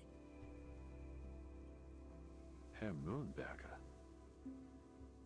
I was planning to visit him during my home leave, but... well, you know what happened back home. But he doesn't have a clue about what happened out here. What use is this letter? You and I, are the only two class members left since the fall of Montpellier. All right. Let's hear it, Paul. Steadying his breath, Paul tears it open. I don't know if it's the coffee or the anticipation, but I'm still nervous. He unfolds the letter. Meine lieben Schüler und ehrenwerte Soldaten. Der Krieg hat einen kritischen Punkt erreicht. Und als euer Lehrer ist es meine Pflicht, euren Mut zu stärken. Ich weiß, dass die Sicht auf den Krieg von der Front aus begrenzter sein könnte, als für uns im Vaterland. Lasst mich also klarstellen, der Sieg ist in unserer Reichweite. Obwohl das Leben an der Front hart ist, denkt daran, dies ist ein Opfer für eine größere Sache. Lasst daher euer Leiden süß sein. I don't know if you guys are making fun of me, if you guys are serious. It's just me. The war is already over. I really can't tell if you guys are being serious. Dies wird der glorreichste Moment eures Lebens sein. Und wie ich euch beigebracht habe, wird es uns vielleicht eines Tages gefallen, diese Dinge zu erinnern. Gefallen? Ha. Hört ihn euch an. Er hat sogar Lucans Gedicht zitiert. Oder war es Virgil? Es ist höchstwahrscheinlich Virgil. Er hat ihn unten zitiert. Fortune favors the bold. It's a good one. Das Zitat über das Erinnern. Wie sagt man es nochmal auf Latein? Forsan. Das Et fehlt, Eberhard. Forsan et haec, olim memenisse juvebit. Ja, genau das. Dieser alte Fatzke. Er hat geschummelt. Das sind nicht mal seine Worte.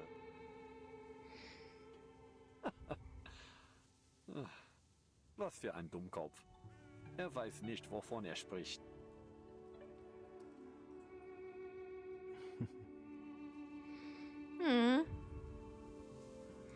After a bitter laugh, both are silent for a moment.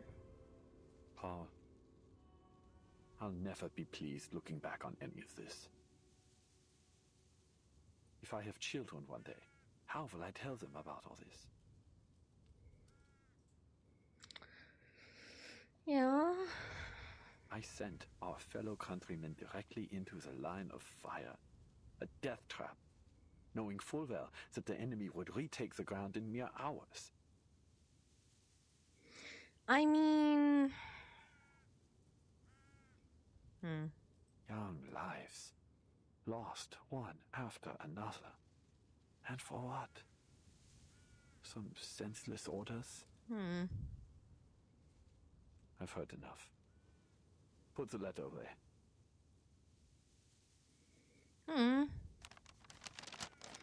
Paul slowly folds up the letter. Eberhard, however, snatches up the letterhead, crumples it into a ball, and throws it into the weeds beside the monument. There is no more fighting, and for the first time in a long time, the day passes without the thunder of artillery. The sunlight falls on the blades of grass, tombstones, and birds in the air. Their songs can finally be heard once more. This feeling. I've never felt it before. It's as though, for this one moment, I can... No. I have already taken control of my future. See, there's a whole future waiting for him. That must be so peaceful. That must be so peaceful. Like once the war is over and you're not hearing the blasting or anything, and he realizes, like, guess what? You're free. Like, he doesn't have to be stuck in it anymore. Like, he can go live his life and be free again. I'd forgotten how good it feels to be alive. For the first time in a very long while, my heart feels light, mein Freund. The choices I've made may be irreversible, but I've made up my mind. There is only one path for me now. Murder.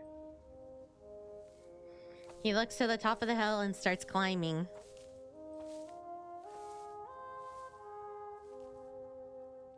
Do you not wish to continue your studies? Your writings are surely safely stored in the school's archives. Oh, he could still be an author. You're right, all quiet on the Western Front. To school, Paul? It is unlikely, but you still may. For what? For knowledge? A diploma? That might have mattered to the old me. But I'm no longer that boy. Eberhard. It's too late, mein Freund. Far too late. I need some time alone. Please, write a reply to Herr Mühlenberger for both of us.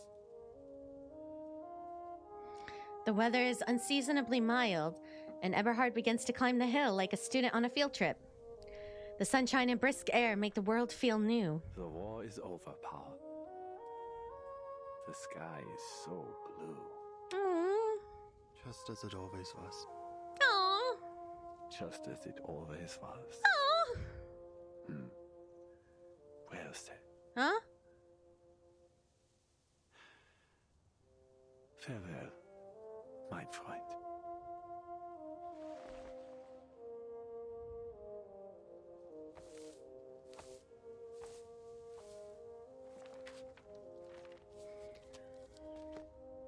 Paul stands and opens his notebook.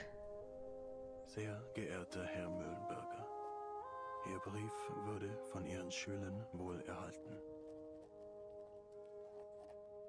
Sie haben gemeinsam die dunkelsten und härtesten Zeiten durchgestanden. Aber nun sind der Kummer und das Leid zu Ende. Sie zeigten Mut und Treue, doch diese Tugenden wurden zu einer Last, viel zu schwer für ihre jungen Schultern. Deshalb werde ich Ihnen keine leeren Worte mehr aufbürden. What? Der Krieg hat diese jungen Männer in etwas ganz anderes verwandelt. Das Wissen, das Sie ihnen vermittelt haben, ist nun nutzlos. Und sie werden nie wieder ihre Lehren hören.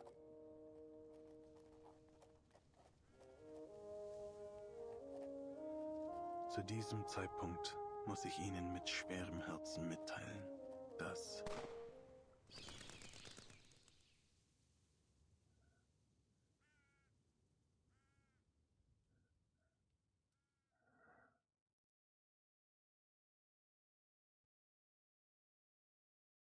alle Ihre Schüler aus der Klasse 3 sind gefallen.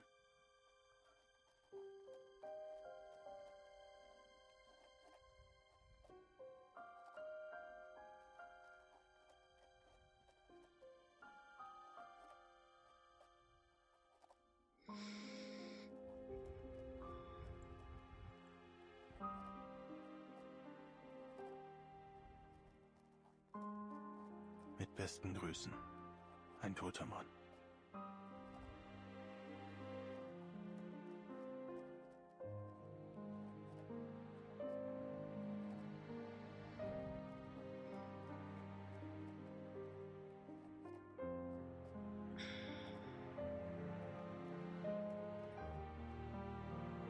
Dies schließt die Aufzeichnungen des Soldaten Paul Haumann ab.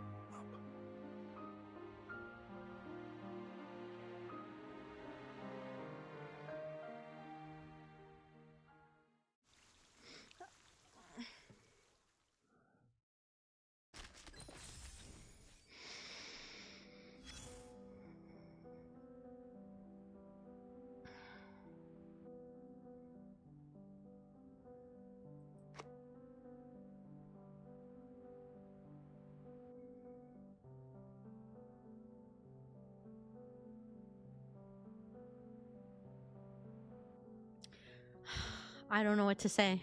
I'm so sad. Oh my god. Oh my god.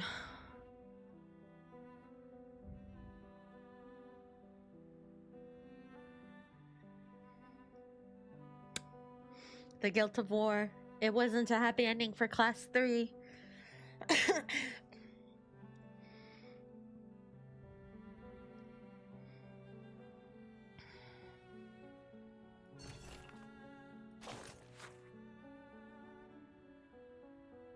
At least it wasn't a bomb. Oh god. Oh god. Oh god. And now you have to read this. Oh my god. Oh, can somebody read this to me? Can somebody read this to me? Can somebody else be the streamer to read this to me? Can somebody else be the streamer for like 20 seconds and read this to me? I'm so sad. Can I say no, no? Oh my god. Oh. Okay, Becker died from shelling on 1916 4/27. I'll just read the what happened to them. Does this count towards the Moki call-out pattern? You know, I was gonna say suicide, but I don't know if I was allowed to say that word on TikTok. Zimmerman died from shelling. Miller, missing, then was confirmed dead. Bauer, machine gun fire. Wagner, infection. Newman, trench fever. Felix Zimmerman. I wonder if they were related. Shelling. Kruger, infection after being shot. Becker, unclear. Schmidt, shelling. Hallman. Paul. Oh, there's no... It doesn't say what Paul did. And then Braun.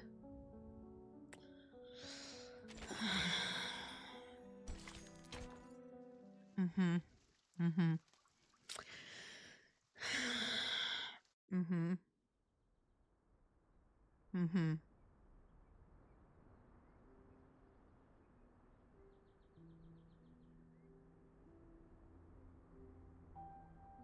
Oh yeah, didn't we see Paul's death in a flashback or something? But it wasn't listed in that form. Oh god, I'm so not tired. I'm so sad to continue on with this emo boy. I have to deal with him right after that. He's been kneeling at the altar for days, having eaten next to nothing, always thin. Now he looks more like a jagged stone obelisk than a man. What am I to do, mon petit chou? You will not so much as touch the biscuits I baked for him. Never have seen him in such a state. Now we have to go back to emo boy? Right after all we've seen? The woman clasped her hands to her chest, worried but helpless. Ladislas. She gently calls out to him. The war has ended, not as he foretold. It may take some time ere he is able to free himself of his guilt.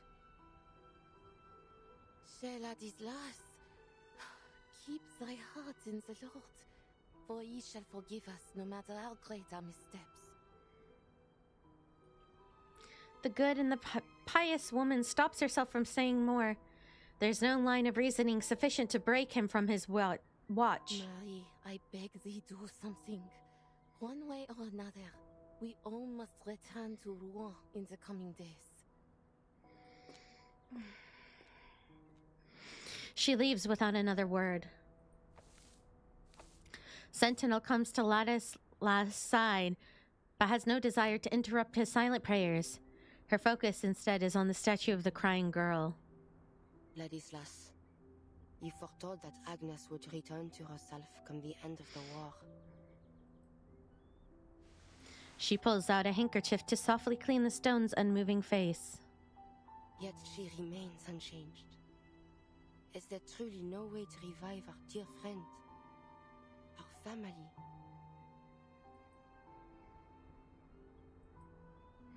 Once again, she receives only a humbling, guilt-ridden silence. Marie? She turns to the voice, finding it belongs to the woman that has become a regular visitor to their sanctuary. As usual, she brought food. This time, some salami and dried cheese. After handing off the supplies, Marcia marches straight toward her. What news from the front? Some troops have already withdrawn. The rest will follow suit once the armistice is officially signed. Ladislas, he still won't eat? Just leave him be. She doesn't let Marcia dwell on the matter, returning to her work, dusting the statue. If you don't mind me asking, is this statue real? What do you mean? I'm not sure how to put this into words properly. It's just that I've never seen her move. Ah. Now your words are clear. She gathers her handkerchief and takes a deep breath, the cold, wet morning mist filling her lungs. This is Agnes, a distant cousin of mine. We share a great-grandmother. She places her hand on Agnes's stone knee. We took residence together until 1914, both at our clan estate in the suburbs of Rouen and in my rented apartment in Paris. When the war broke out, I departed to join the army. Upon returning during my first leave, I found her in the cellar. It came to pass that, in my absence, she had turned herself to stone.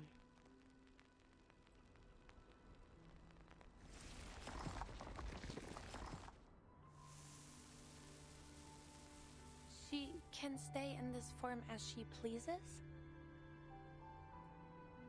Only so long as her heart yet beats. Were she to turn to stone from within, she would be unable to restore her body to flesh. But Ladislas informed me of another possibility. He said Agnes's petrification was an extraordinary act of self-sacrifice. And that this sacrifice was also a prophecy. Gargoyles were not to coexist with this war. He said that a miracle would occur. That Agnes would be freed from her petrification. I thought it might have been true. She glances towards Ladislas, still kneeling. But I suppose it was not. Agnes has shown no signs of recovery. There must be another way. The gargoyle shakes her head, disheartened. If only there were. If only I knew of one. But there is very little I know of our bloodline. While the young of my kin generally receive a traditional education from within the clan. My grandmother supported my decision to attend a secular school in my youth. Ah, she got a different type of education. I resided in a small rented apartment in Paris for some time. Hoping to enroll at Lonsad. That was until the war broke out. Sentinel forces herself to look into Marcia's eyes. This war, well, you've seen the face of it. It takes but one shot to end a life. And this war has hurt millions. Friends, family, loved ones. I have lost far too many. Marie. Forget it. Tell me, have you yet time today? What do you want to do? Take a stroll. I've spent far too much time in the monastery. Aw, well, I mean, at least we have them. We lost one couple, but we have another. Couple of besties. Ha ha ha. After a long journey, they return to the field once soaked in blood. A pilot. The earlier conversation still lingers. Yes, that's what I wanted to be. Oh, Marcia wanted to be a pilot. Why? Many knights joined the Air Force at the time. They believed the sky to be the only battlefield that still maintained at least some semblance of knightly chivalry. It had more than the ground at least. Crawling through mud and digging trenches. I loathe airplanes. They're exceedingly difficult to withstand from the ground. And the engine noise. Oh. She swallows the complaints, not wanting to sound bitter. Marcia extends her arm over her friend's back. Relax. You don't need to fight them anymore. In fact, I'd wager you'll come to like traveling by plane in time. Oh, that's really sweet. She turns to the sea of grass rippling in the wind. Corpses that lay yonder. Did you see them earlier? A friend. No. Perhaps Charon had already buried them. Most likely. He is an interesting fellow, if not strange. And kind too. Without him, you and I would certainly have fought again at the graveyard. Oh, that reminds me. Suddenly, she bends down, rummaging in the roadside dirt. What? You threw a smoke grenade at me. Eh? Hey! She just threw dirt at her. They laugh as they race down the dirt road, feeling more like children than soldiers for the moment, however brief. They come to a halt before the windmill, its colossal gears interlocking and turning like the breath of a slumbering ancient giant. The slow creaking of the windmill becomes the only sound. Marcia. Oh, are we gonna get a love confession? Are you leaving? No, I have plenty of free time today. Not now. After the armistice. I know well that the Foundation has tasked you with keeping a watchful eye on me. It's not exactly like that. All is well. You may stay. So long as you do not lie. I shall even aid you should you require it. But do not attempt to persuade me to join the Foundation. I cannot abandon my family. I know that. I'll be leaving after the armistice is officially signed. Oh no! No, we're losing another couple! But she can come visit, right? Horsey! Comes from the windmill. Oh my gosh, is it Charon's pony? Sounds like a horse to me. I've been meaning to play this game for a long time. Would right now be a good time to? Yes, of course. I think any time is a good time to jump into here. You're not going to be missing much. There's plenty of main story to play through, lots of events, and lots of awesome characters to get. I think any time is a good time to jump in. Yeah. A horse. Is it Charon's pony? They cautiously approach the windmill's entrance.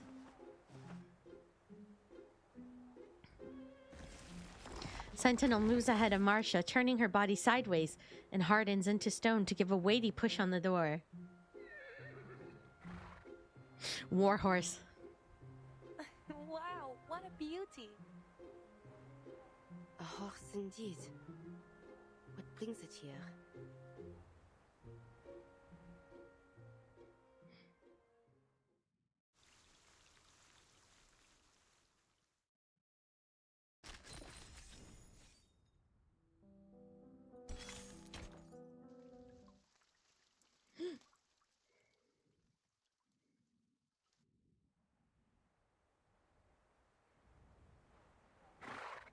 Nay.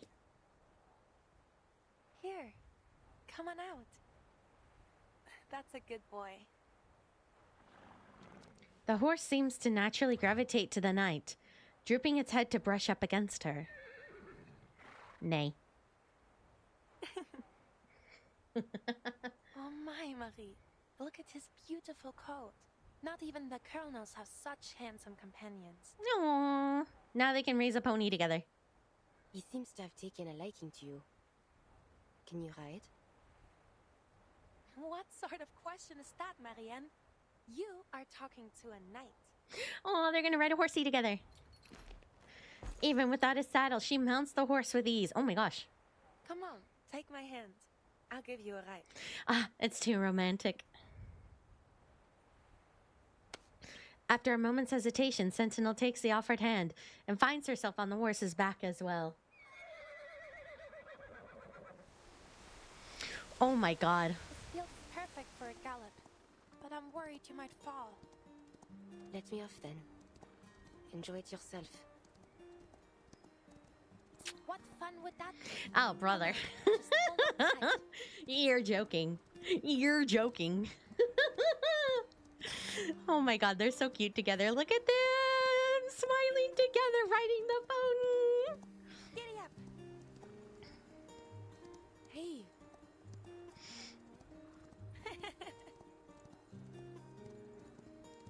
I can't believe you don't know how to ride a horse, but I can teach you. Just think of them as oversized hunting dogs. Oh my god, they're so cute. I'll come find you after you move. How does that sound? Where will you be if you're not staying with your family? Perhaps Paris? My mind is yet made. But wherever I am, I should like to open a clothing store. Oh my god, I love them so much. Oh my god, they are so cute together. Then you'd better choose a store name I'll recognize right away. No, you'll become so famous that it'll take no work to find you. OMG, Yuri, you have no idea. You have no idea. Oh my god, this is so beautiful. And the music with, god, this is so gorgeous. Did you make a parade dress for me? Hi, I'm New. Hi, I'm Moki. Hi, New. How you doing? Could you make a parade dress for me?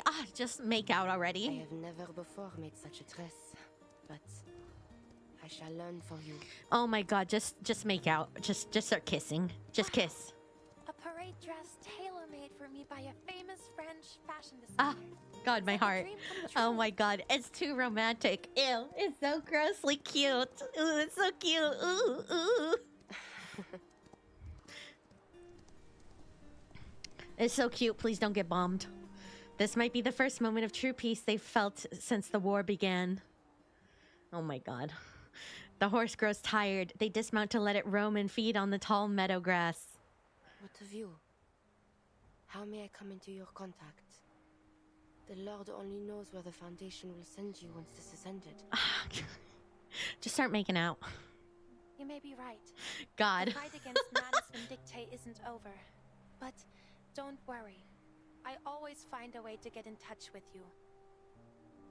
I do not wish to judge your decision, but do all you can to stay alive, Marsha. Do not make a martyr of yourself. I should have saved this for Valentine's Day. Why the sudden sentimentality, Marie? If all this, when all this comes to an end one day, I hope to see you again. Oh, it's so sweet.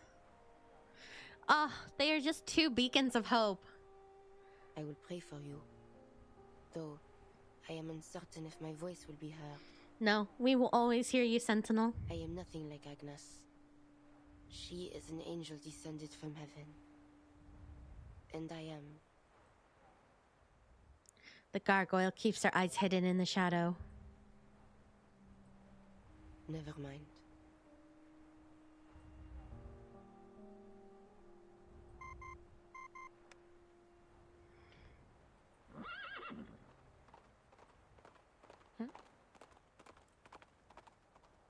The communicator's noise startles the nibbling horse. It lifts his head and bolts into the distance. Ah, there he goes.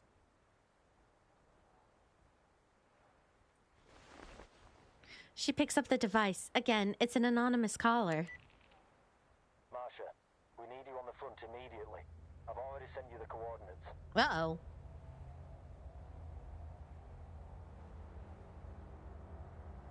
Bring the gargoyle if she's willing. Who are you? We'll meet soon enough.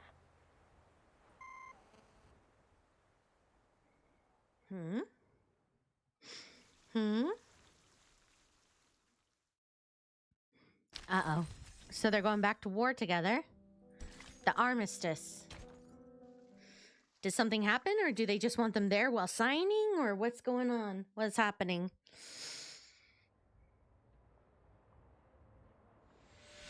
Half an hour earlier. Oh, shoot. Uh-oh, we got a flashback. That's not a good sign. Yes, Herr Chancellor. The delegations have arrived in Montpellier. Their armistice will be signed before dinner time. Understood. We will be sure to serve a simple but delicious dinner. And of course, all journalists granted entry will be carefully selected. Anytime in media there's like a 10 minutes earlier kind of thing, or like 20 minutes earlier, an hour earlier, you know something bad happens because they have to give a backstory to it. I'm gonna call him George because I forgot how to pronounce his name. Mr. George hangs up the phone dryly and with full confidence before checking the ceasefire memorandum once again. No problems so far. Does he look like Teddy Roosevelt to you guys? But blonde. He picks up a fountain pen and sketches out his signature over and over again. Each loop of the pen is taken with the utmost seriousness. I've had too much caffeine. Why?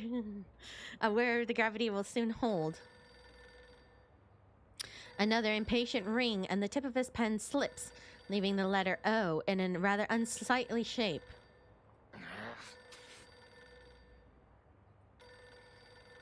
Thank you. I was thinking that. Okay, so it's not just me. But the call isn't on his phone. It's the one on his assistant's desk. Which, thankfully, means it isn't his concern. What are you waiting for, Friedrich? I, like, just realized that. The assistant, buried in paperwork, fails to react to the ring. The one character in Night of the Museum, you're so right. Yes, exactly. Pick up the phone, you hear? Damned. I still fail to understand why they would assign me a death slot as an assistant. I'll have you fired the moment I set foot on the fatherland. George storms over to the assistant's desk to scold him. Jolting alert, the assistant grabs the receiver. That's more like it.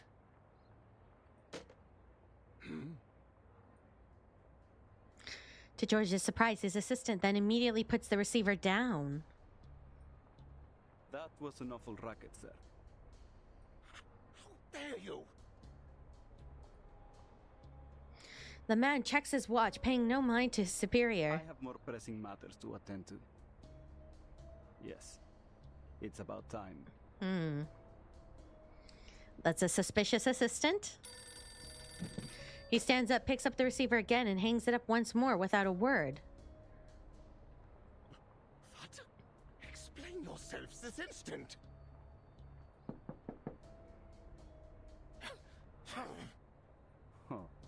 I owe you no explanation, sir. Who could that be? Come in. You. Oh, no. No. Oh, God. Oh, no, I sure hope there weren't any spy. Oh, God. Oh, God, why didn't they think of this? Oh, God, were they stupid? Oh, God. Oh, God, oh, God, oh, God. Oh, God, the assistant is Manus.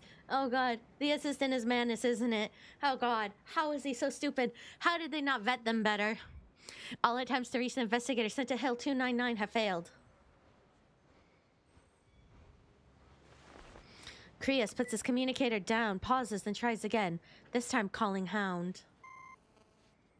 But only static replies.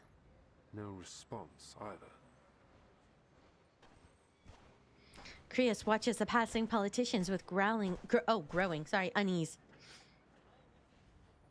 They don't flinch under Krios' gaze. In fact, they don't seem to pay him any mind at all. Their limited time is devoted to the pressing matters of peace. Paravan exits a nearby building and makes his way to Krios. Sir, a new batch of counter-arcanum devices has been deployed, as instructed. Good. Any contact from Meryl in the past 3 hours? No. She's probably still on the front. There's a lot of celebrating going on out there.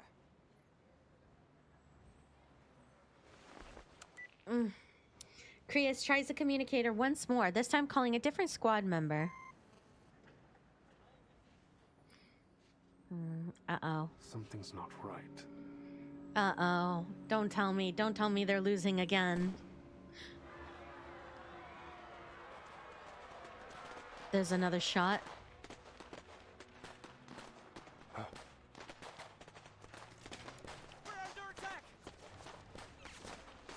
What the heck? Security forces rush into the streets, drawing any wandering delegates inside to safety.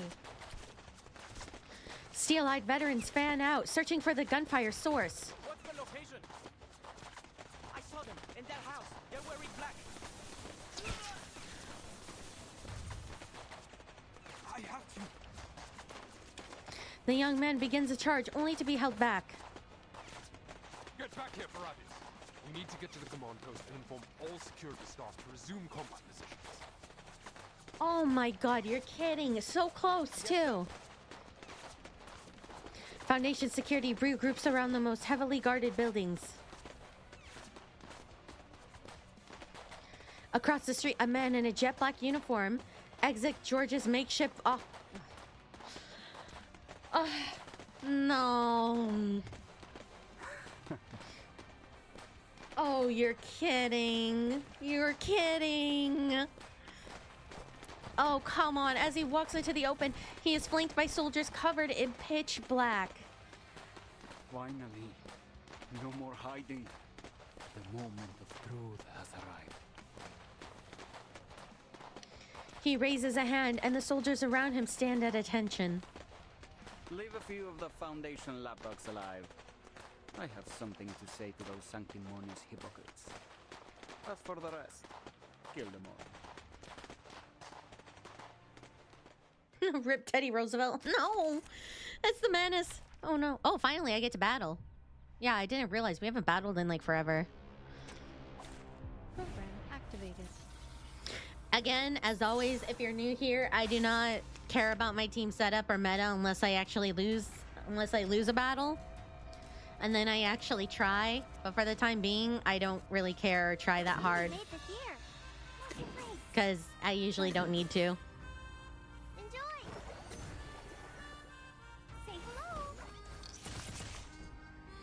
Faraday's miracle. I should have gotten... Oh, he also has a shield. I like the battle music for this.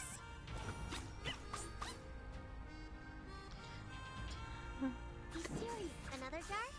Loading. Based. Because people are always like, oh, why don't you do like a more meta build? Why don't you like have a proper build? I don't need it. Unless I lose a match, I don't really care about building that much. Because, I mean, I'll probably win in a couple rounds anyways. I should care. I know I should care. I know I should try. Oh shoot, we're gonna have an all Lucy round. Ready? Gonna do that, and that. I probably should, you know, as like the streamer, I should like, you know, show builds and team comps, but maybe next round.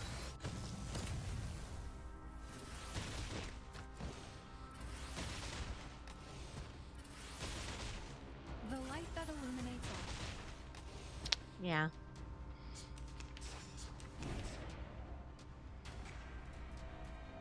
You know what's even crazy is my big head is blocking Jessica. Really? Is it? I love Jessica. Nearly made the Charging. Oh, that was already double. No, I can't use it. Hold on, I'll fix that. Who needs meta teams when the ones you like already do the work? Yeah, exactly.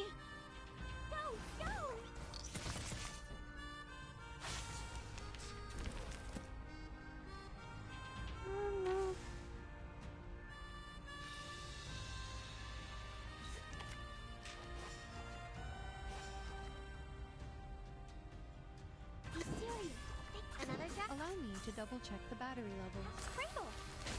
Oh no, I wanted my super strong. And dang it, that took him out. So when am I going to Paris? Next week? Are you paying for my plane ticket? Am I going to Paris? I don't know. I would like some good baguette. I know the bread is really good in Europe. The ceasefire signing descends into a bloody firefight. Search every room. This is better. Meta team one shot. Everything on auto is pretty boring. Yeah, I mean, I don't like to auto when I'm like streaming, at least, because I'm like, you know, I at least want to like, I gotta put on a show a little. You know, I'm a show girl a little. I gotta put on a little show. But you know, I should, show some team comps, because we do get a lot of new players in the chat and stuff, and so they always ask about like team comps. Maybe I should show, maybe. Oh, me in reverse. Oh. I thought you were going to pay for my plane ticket to actually go. Well, now I'm disappointed. Every few seconds, a heavy, soft thud echoes as something limp crashes to the ground from above. Foundation security offer what resistance they can, the counter arcanum devices they've deployed, providing them with a moment's respite. Oh, but keep that signing desk and the documents on it intact. It'll make for a great headline shot. Perfect for the front page of the papers. Now, bring her out.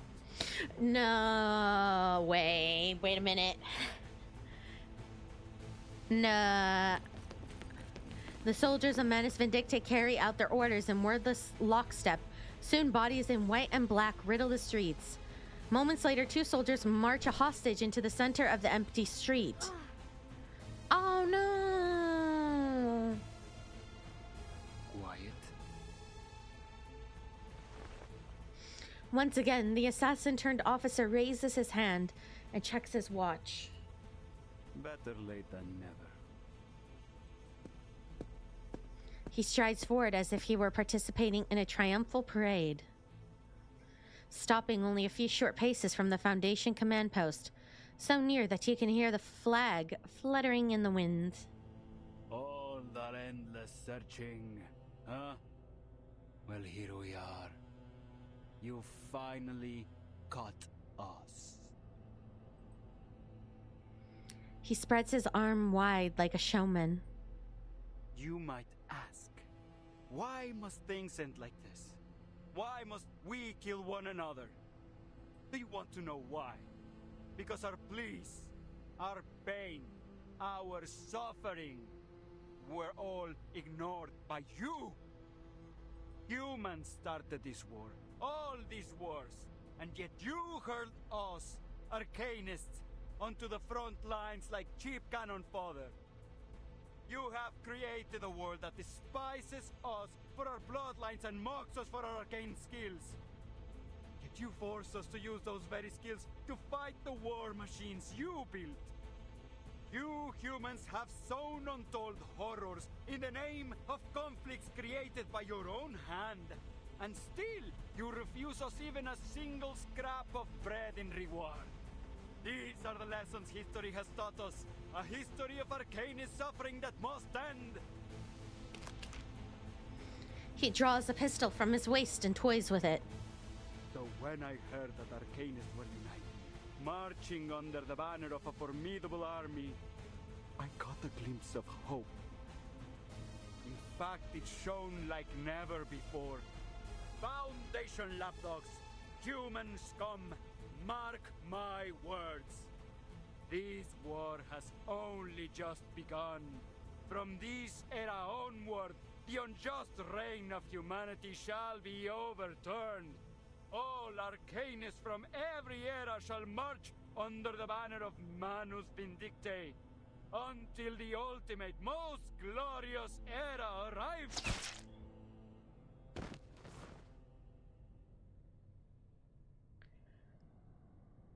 Ah, ha, ha, ha, ha, ha, ha. Not the villain monologue, oh no. And somebody just interrupted it. Ha ha. Ha ha. A bullet rips through his temple.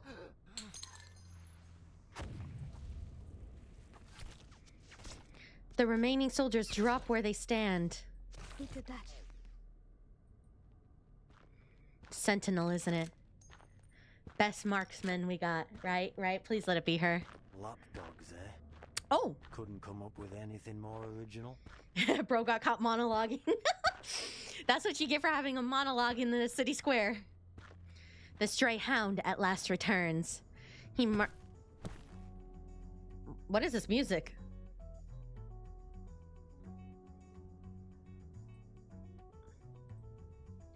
It like actually took me a second. Command post clear now. What? It actually took me a second because I was like, is that my game? What is that music coming from? I was like, do I have something open? The door swings open, security staff cautiously scanning for trouble. Kriya stands inside, waiting. You're late, Yemalai. At least you're not dead. Yermalai box? His voice, like his face, carries a permanent smirk. You won't always have someone around to cover your ass, Chris. As always, Chris finds it easier to simply sidestep his insubordination. What have you found? Oh my gosh. Long story short, we're a step behind the Manus. They've got an army, launching an assault on the front lines as we speak. Oh no, not the guys on the front We're line. talking about a force the size of a traditional brigade, possibly even two. They're hiding out beneath Hill 299. Yep. And every one of their soldiers is an arcanist. That's a lot of arcanists. Hill 299. Any news on Charles and Amanda? He lets the swagger drop from his voice. Yeah. They're both dead. Oh. But they did leave behind some critical info. Turns out Manus Vindicta's built a colossal, full-fledged underground fortress inside Hill 299. Oh my gosh. A whole sacred fortress. That's where all these Manus troops have been coming from. The ones here in the safe zone and the ones sent to eliminate the human soldiers at the front. It's like an anthill. It's like you gotta smoke out the anthill then. Did you carry out the other order? Krias did nothing this whole time despite you know, you kind of have a point there. Yeah, I've sent a request for reinforcements and your frontline contingency plan to headquarters. All available Foundation personnel in the region are moving towards the designated locations on the front. All except Meryl. I haven't been able to make contact with her. Oh no, yeah, Meryl was out there, wasn't she? Krias nods, an understated gesture of approval. He says nothing about Meryl's radio silence, as if he had anticipated it all along. You really gonna do this, huh? This so-called frontline contingency plan? I don't think we have much choice.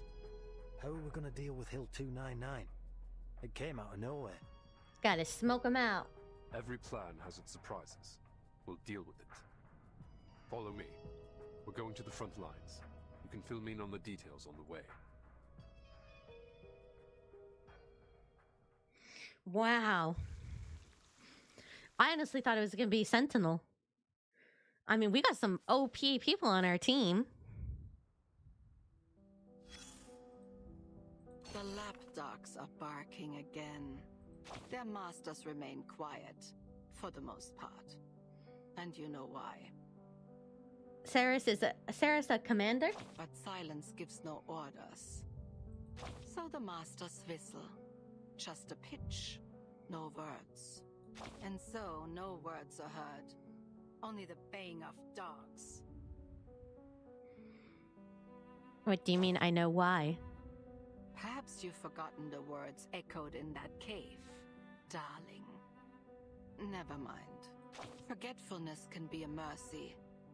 Especially in this dogfight.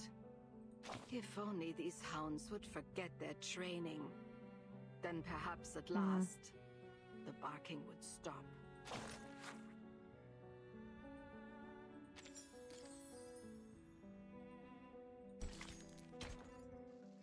Surely they won't off-screen your go.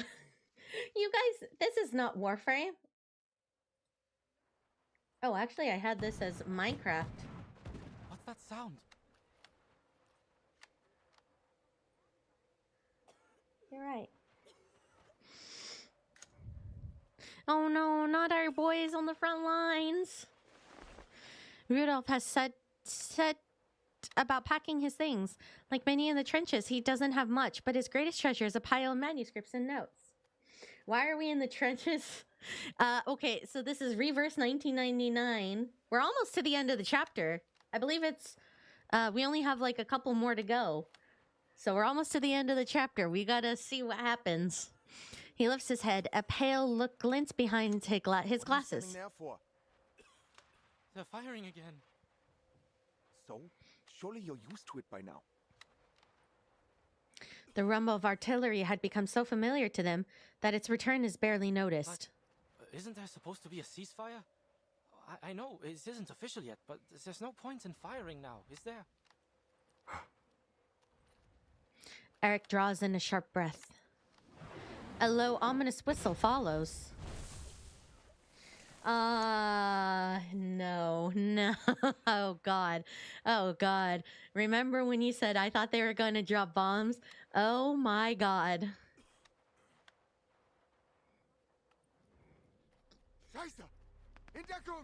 Please don't let this be another one to add to my compilation. All at once, the quiet of the front, all quiet on the Western Front, erupts into fire and fury. I guess this would be Eastern Front? The impact of the explosion shakes the trench lines in unyielding waves, the blast spraying mud and earth in every direction. Damn! Has everyone gone mad? These are out in Zeka. I thought they were supposed to be negotiating peace. Why? Why are we fighting again? Rudolph sprawls out on the ground, trying to find his baggage, which has been scattered in the blast. Clothes, notes, and cans are buried in the loose dirt or carried off in the air. No!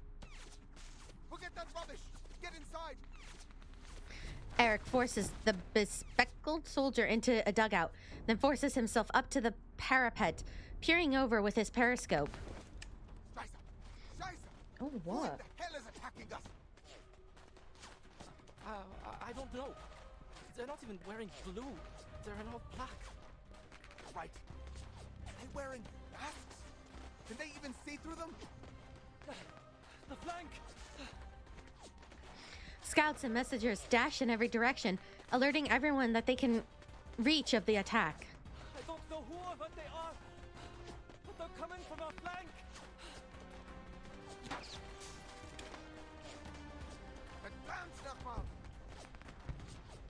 A stray bullet shatters his periscope. He tosses the device down with a stream of curses. He grabs the messenger by the collar. All men from the second company, assemble! Focus fire on enemies in black uniforms.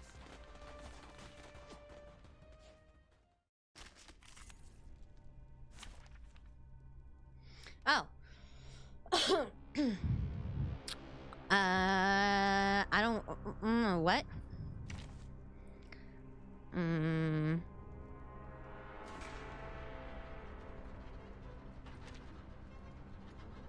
Battery check. Let's go. I walk fast. It seems you're ready.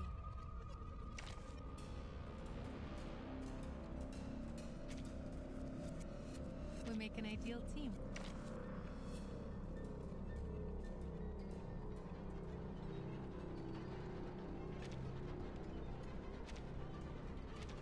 A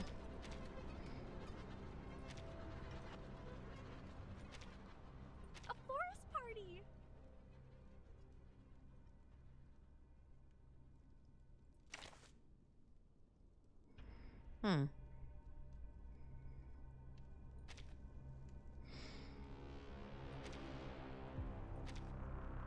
Пожалуйста, пропустите меня.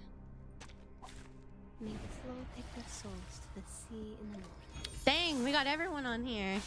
I know, our Moki-thon has gone down a lot. Where are our men? This is all I could find. We've been caught off guard. Everyone's confused. Snap out of it! Scheisse! Don't you Scheisse. see what we're dealing with here? Get to your positions. A forest party, Jessica, we're at war. You hear me? Fire! Send these Scheisse cannons ahead. Jessica, this is a world war right now.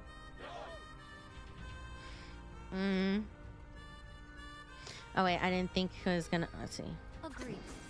Be serious with your race. Another jar? Loading. Our blood will burn. That's Cradle. Say hello. Enjoy. Barrage. I mean, this is just a lot of people. This I don't think is gonna be too hard. It's just a lot. Such rudeness. Why are they focusing on her? Hey, stop it.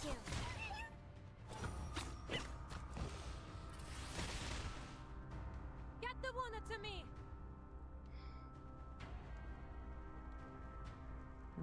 Stand strong. The Foundation's reinforcements will arrive soon. The Foundation?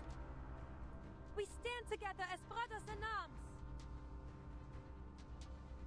That's the direction. That was certainly a choice. Charging.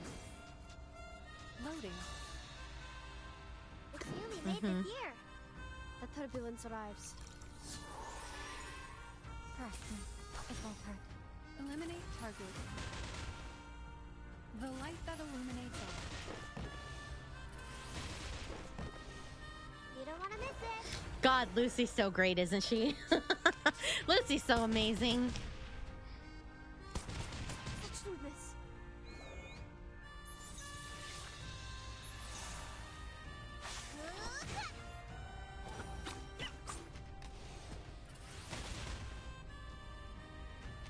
I really want to just see this, and then it's just whatever. We'll be fine. That was certainly a Hello. It's been good so far. I just want to see. I want to see where her ult is. Ah, Dynamo. We've done a good job. Now, may I have a hand towel? Yes, you may have a hand towel. Their first assault breaks against the renewed defenses, but the black-clad soldiers seem numb to their losses. They advance in rigid order, stepping over the dead and dying. They lost their minds? They just keep charging right into our gunfire. Eric steps down from the parapet to relay orders. In every direction, he sees his comrades lying wounded. Only yesterday they had begun to believe their fight was over, but the rattling barrage has shattered their dreams.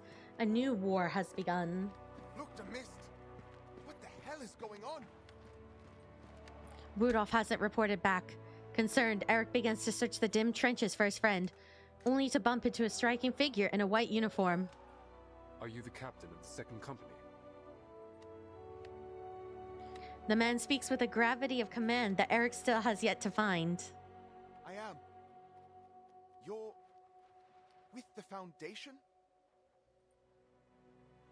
Creus nods, articulating the battle at hand in an organized manner. I am Creus, the commander of the Foundation personnel stationed in Montpellier. This is an emergency situation. Manus Vindictae invaded the safe zone. We neutralized the threat there, but now they're on a mission to kill every human soldier on the front lines. Every human soldier? You mean including those on the other side? He struggles to find sense in the words. Creus pats the soldier-turned-captain with a firm and steady grip. If you're willing to give up this position, follow me. I couldn't give less of a damn about positions, but where are we going?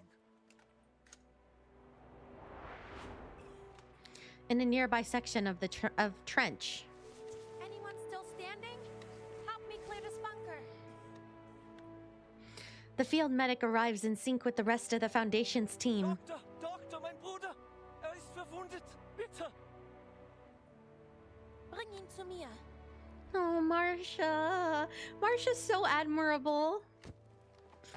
I love her. The soldier hauls his wounded comrade to the makeshift aid station.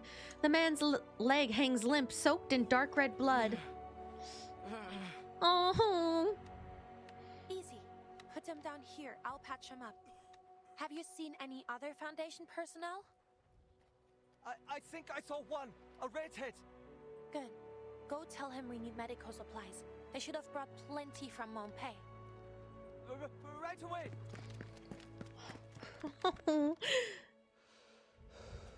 Next to them, another soldier clutches his thigh, gasping for breath. Only a moment passes before yet another man is carried in. Marcia makes a brief inspection and returns to the soldier with the injured thigh. I'll stop the bleeding first. What about him? He's dead. Now, relax and try to stay with me. That's so horrible, isn't it? Like trying to get care and just being like, hey, well, what about this other person that's injured 1 foot away from me? And then your medic just being like, well, there's no helping them, so I just got to focus on who I can save. He's dead. No.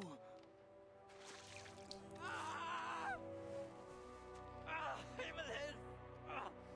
It's over. I'm dead. I'm dead. No, you're not. Not today, anyway.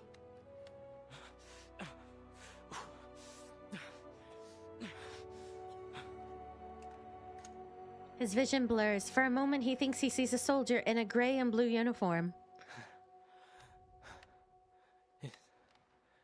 Is that... Then he blacks out. Update? Have you located Kreas? Oh my god, our lovers are gonna fight in war together. I love that. He's somewhere in the trench. A soldier spotted him.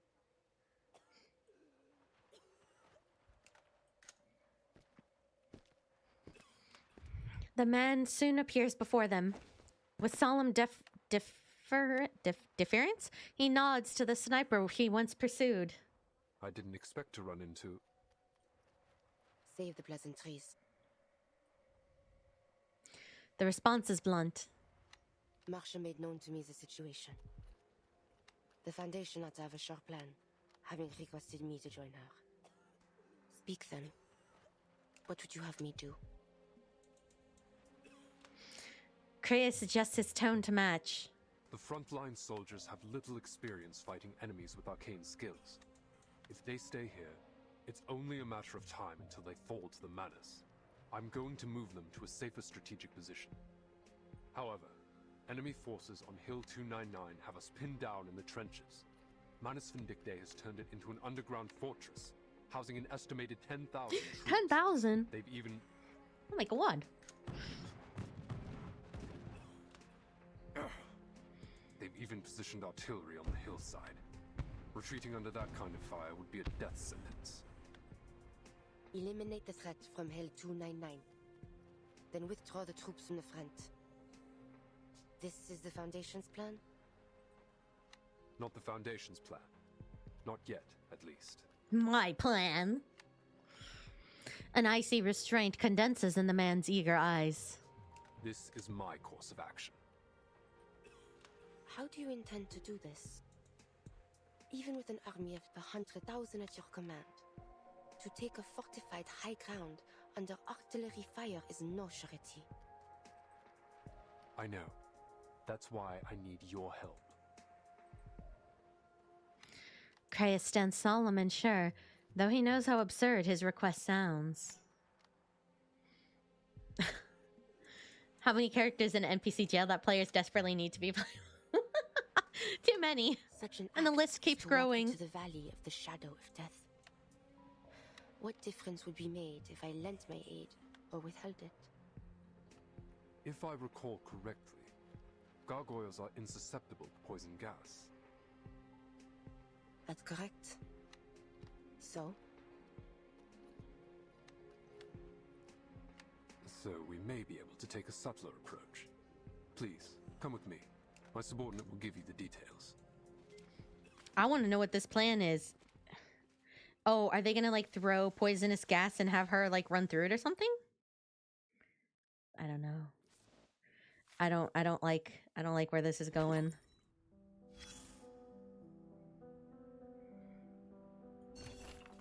Can you hear it? The low hum that comes before a great change. A recent report on Manus Vindictae. Reports continue to arrive from across the globe concerning Arcanus operating under Manus Vindictae. These individuals have been gathering in coordinated cells, their training evident. Given the efficiency and precision of their attacks against human military forces, it is no longer accurate to call them merely an organization. They are, in effect, an army. Each morning, I open what feels like 10,000 urgent messages clamoring for my attention, with still more pleas for reinforcements. Our office has been working without pause. Fatigue has dulled even my anger. Nothing surprises me anymore, not even reports of skirmishes between warlords in the Eastern Territories. At times, I am tempted to reply that they needn't fret, east or west, it makes little difference. The entire world is sliding into chaos. The contingency plan drafted by Creus has now been submitted to the committee for review. It addresses the escalating threat posed by Manus Vindictae. Should they succeed in building a large-scale regular force, or if their attacks continue to spread disorder, the proposal urges the Foundation to form its own standing military rather than rely on Xeno. Creus sets forth what he claims is the most efficient approach, recruiting and reorganizing both human and Arcana soldiers already at the front. This is madness. Does he intend to make the Foundation a rival to every government on Earth, an entity viewed with still deeper suspicion? Creus has always been radical, but war elevates such voices. He shows no concern for how the world might react, arguing instead that we live in an age the storm could erase at any moment, so we are not obliged to heed their protests. Sorry, I'm learning how to read. Only recently would such words have been unthinkable. His position is plain. If Manus Vindictae declares open war, governments will have no choice but to align with the Foundation. Yet, should we follow his plan, we begin the most perilous of games. Whew.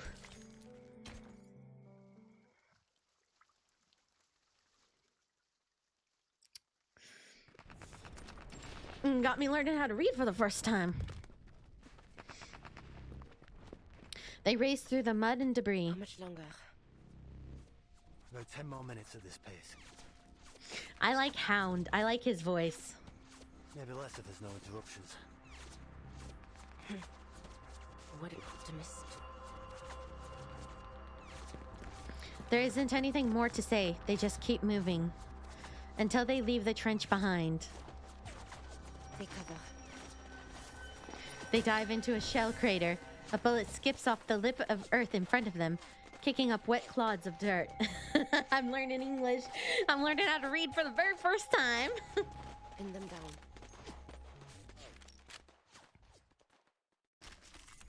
Oh.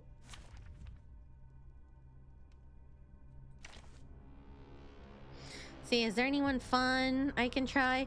My Semmelweis is not really built. My resonance is like really low, but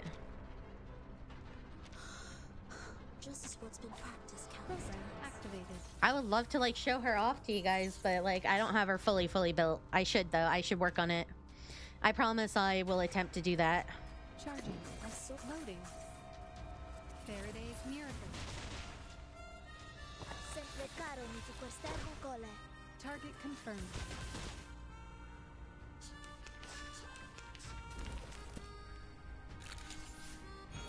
Booby trap.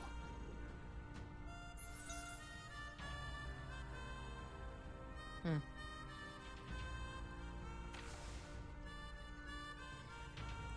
$39.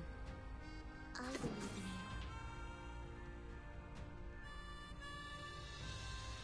Another jar? It's newly made this year. I know the moon, and this is an alien city. There they are. Got you.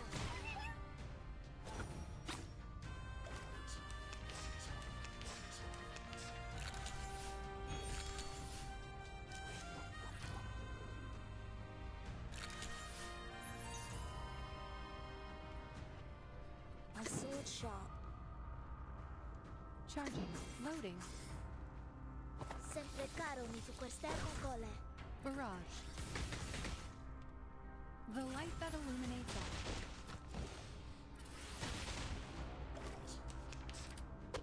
Shell damaged.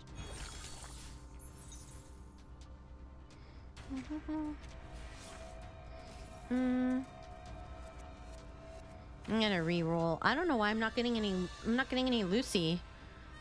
I don't know why. I'm gonna re-roll. Still not many. That's okay though. I know the battle and the music and the battle music is so good. Another jar? It's newly made this year. Each moment, now light. Now light.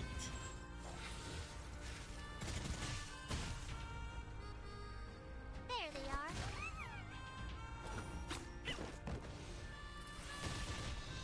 Let's get it over quick.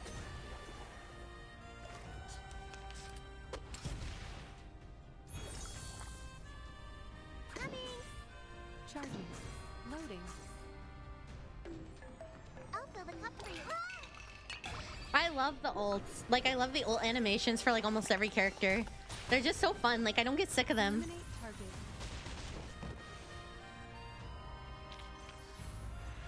remember it's called Lending a hand. Ah. I have this footrest thing and now I keep kicking it. Cling. A searing hot shell casing ejects from the chamber. Neutralized. Nice shot. Yeah. Right, we've arrived. Yermolai veers off to the side and drops into a stretch of abandoned trench. Sentinel follows close behind. They stand before a sealed underground bunker.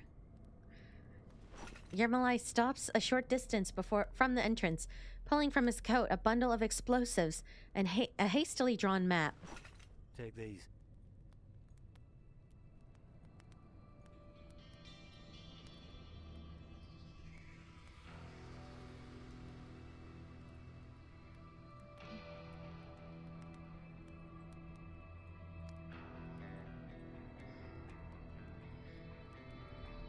Sorry, I had to fix something. I'm surprised you agreed to this. I have my reasons. Sure. Let's go over the plan one more time. 2 of our investigators discovered a number of tunnels running under Hill 299. The one we've just arrived at leads directly to the Manus' ammunition depot. After the war broke out, the Manus sealed all accessible tunnels with poison gas. Judging by the bodies I found earlier, oh, this that's gas why they can needed her. penetrate all existing gas masks. On the bright side, that means there aren't many guards in the tunnels. At least, that's what we think. Your goal is simple. Reach the ammunition depot, detonate the explosives, and destroy the fortress. After that, the Foundation will evacuate with the soldiers. Good to know the Foundation's investigation bore some fruit. Man, I mean, it kind of feels like they're using her, but... 299's so conspicuous that everyone just unconsciously overlooked it. I guess they really... I mean, I guess they have no other way. I'm prepared. You may leave now. Alright. Good luck. The man offers a wave. Only once Yermolai's footsteps have faded into the distance, does Sentinel open the bunker door. Violet red mist billows out. She furrows her brow and takes a cautious sniff. Thankfully, as before, it has no effect on her. Yet from within, she can hear something dragging. Sentinel holds position at the door, waiting as a shadow shuffles into view. Eh? A grim figure emerges from the toxic mist. What are you doing here? Karen drags a corpse out of the shelter and halts outside. One war ends, and another begins. More lives will be claimed by their own kind. Karen? What are you doing here? Oh yeah, so she can't be hurt by the gas, but I don't know, I was still kind of worried something might happen, but... I'm simply doing what I always do. Karen, what are you doing here? You knew of this tunnel. Tunnel? I know nothing of it. The cloud of death hanging above this place. That is what led me here. She knows better than to suspect him. Cloud of death. An ambiguous omen. I don't know. I would still be like, huh? An omen. Tell me then, who will this cloud of death fall upon? Death is impartial. It doesn't decide who will live and who will die. But I can. Oh.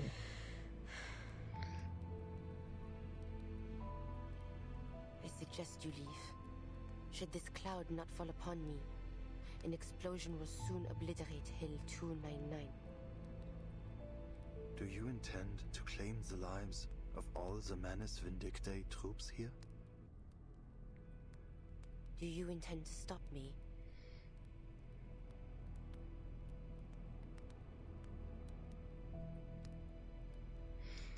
He broods for a moment as a silent war is waged behind his mask. I should leave. Time is pressing. Wow, I didn't think out of all the character interactions, Charon and Sentinel, it's like oil and water. It's just, oh my god, just the two of them interacting is just, it just kind of has you like gripping your seat. You're like, what? Oh my god, kind of nervous. But as she turns, Charon's voice breaks through with sudden clarity. I do not wish for such carnage to occur, yet I am powerless to prevent it. But before you go, a word of warning.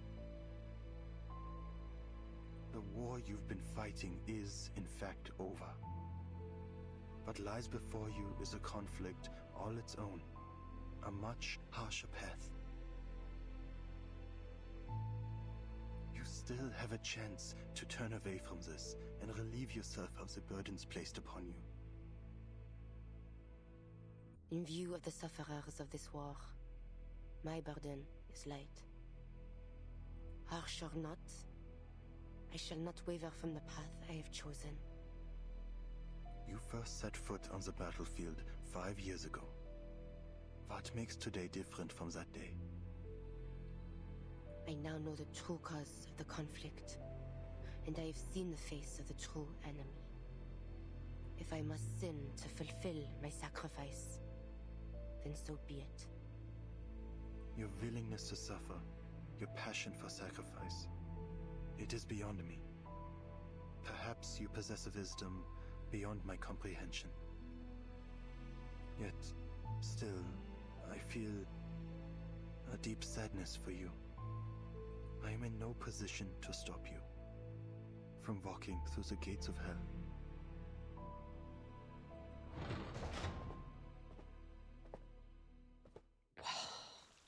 Wow.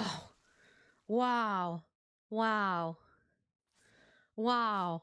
Oh my god. Literally. Oh my god. Peak writing. Just, oh my. Sentinel and Charon. Like, oh my god. Oh, that is amazing writing right there. Has me on the edge of my seat. I'm just like, good god.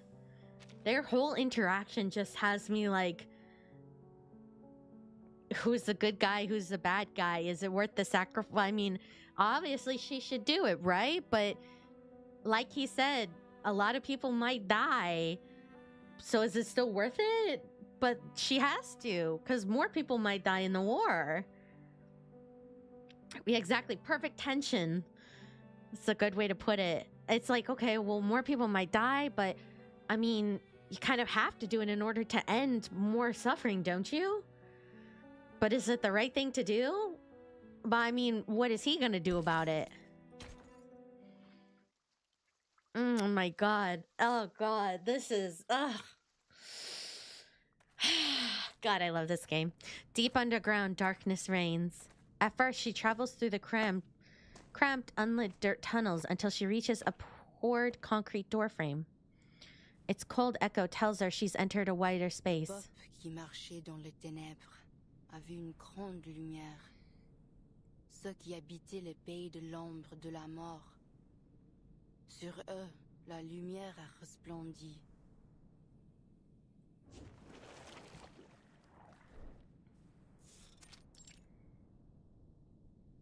She taps into the power of her ancient bloodline, her eyes adjusting rapidly to the pitch black. Yet she finds no comfort in seeing what surrounds her. Dark and viscous substances flow through the walls of the tunnel like an endless mass of writhing insects. In their trance, they form some kind of unrecognizable symbols, shifting back and forth into chaotic shapes. Blasphemy. But she has seen far more sinister abysses in her time. The fortress's center ought to be closer to the peak. But this path appears to be extending downward. She unrolls the map and reads the included intel. The Foundation's map says this is the route. Plumes of gas tumble with the intruder's movements, stinging her nostrils. Not the stench of rotting hay. Not garlic or onion either. This is a new kind of poison gas. Still, it has no effect on me. Where art thou? An ethereal voice drifts down. Agnes. Dost thou hear me, Marie? I hear it not from thee. You hear me not? Oh no, is the gas getting to her? She looks up, seeing nothing but the vaulted ceiling. Agnes's voice is like a biting acid in her ears. Where hast thou gone, Marie? I sense thou art somewhere deep below the earth, surrounded by that which I cannot clearly see. Bodies lay scattered around me, Agnes. Many of them. They're Manus soldiers. It appears they attempted to flee through this tunnel but an hour ago. She steps over debris. Their superior blocked their way and loosed upon them this poison gas, killing his own men. Bodies stare up at her from unblinking eyes. What kind of enemy am I soon to face, Agnes? Art thou afraid? Thou must have spoken much, Marie. I shall not leave thee. I am listening. Only I yet hear not thy voice. Dost thou recall the day we hid together in the catacombs of the manor? Thou said unto me, thou feared not the ghostly tales thy grandmother once spake. Thou saidst thou were a devil more terrifying than any tale. But on that night thy breath did tremble. Thou wert afraid. She halts at the descending stairway. It was not the thing of which I was afraid, Agnes.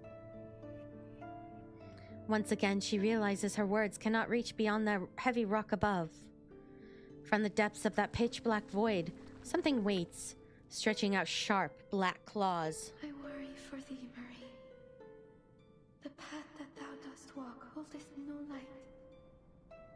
I can feel thee growing ever more distant from me. Whatsoever it is, whatever thou dost wish to do,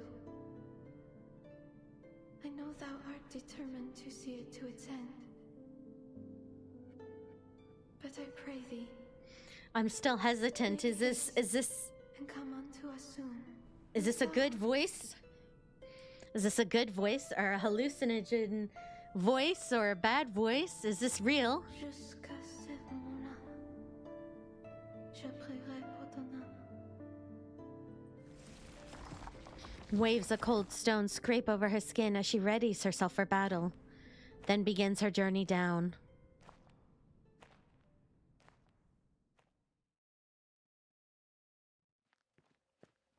In a brief lull between volleys, Yermolai returns to the trenches. It's little trouble to find his commander in the sea of grey uniforms.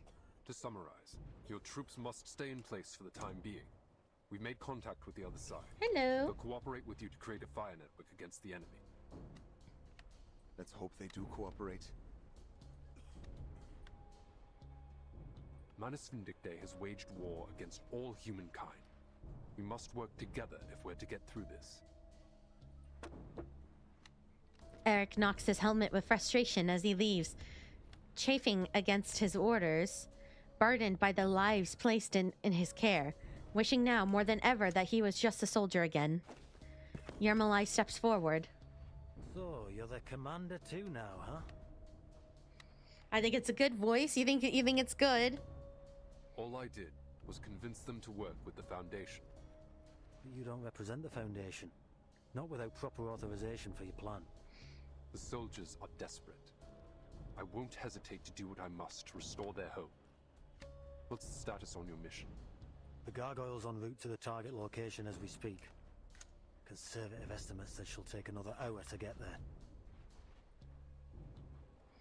Hound's voice comes out low and hoarse. But who knows what she'll come up against. She might not make it. Unusual for you to show compassion in such a moment. Yeah, I know. In a world with the magic, exactly, with all the magic and stuff that goes on, it's like, how can you tell that it was a good voice or a bad voice? Was she hallucinating? Is it actually getting to her? Is there magic? I don't know. It just brings back unpleasant memories. You know what I'm talking about, Chris. That wolfish grin returns to Hound's face, and Kreis ignores it once more. Then we'll wait one more hour. The Foundation's reinforcements will likely have arrived by then. Should it come to it, we will regroup and consider our next steps with them. Huh. If there really are reinforcements, that is. They're launching a second offensive. Hold your ground!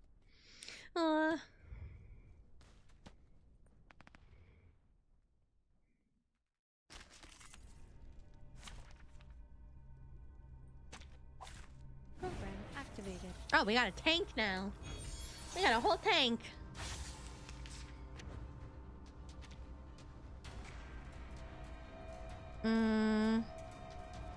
Agreed. Loading. Charging. What's your place? It's newly made this year. Huh. Very well. Let's see. Target confirmed. Faraday's miracle. Let's get it over quick.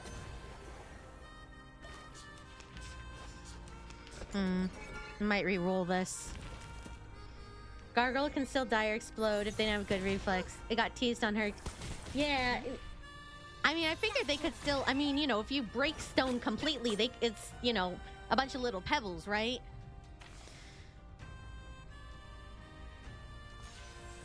So I mean,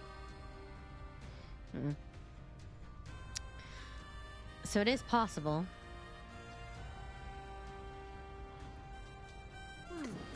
That was certainly a choice. Loading. Charging. Another jar? It's newly made this year. Let's see. Our victory comes in a tide of blood. Barrage. The light that illuminates all.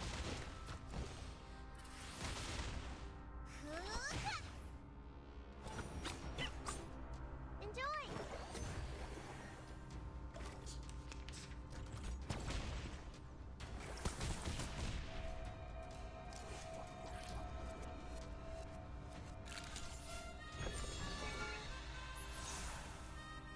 There they are.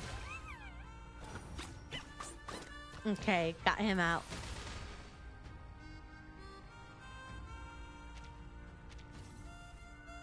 I hope you like circuits functioning properly. Краще муслити. Be serious. What's your place? Okay. In this world, Snoop Dogg would just be someone with a really powerful arcane skill. What, making smoke clouds? I, Robot, Child of Science. Isn't I, Robot a movie?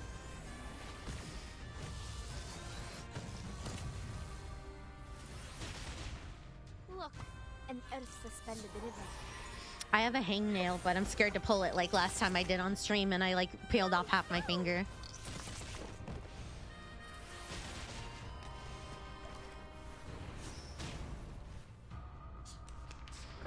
Okay, one more. Let's get one big attack.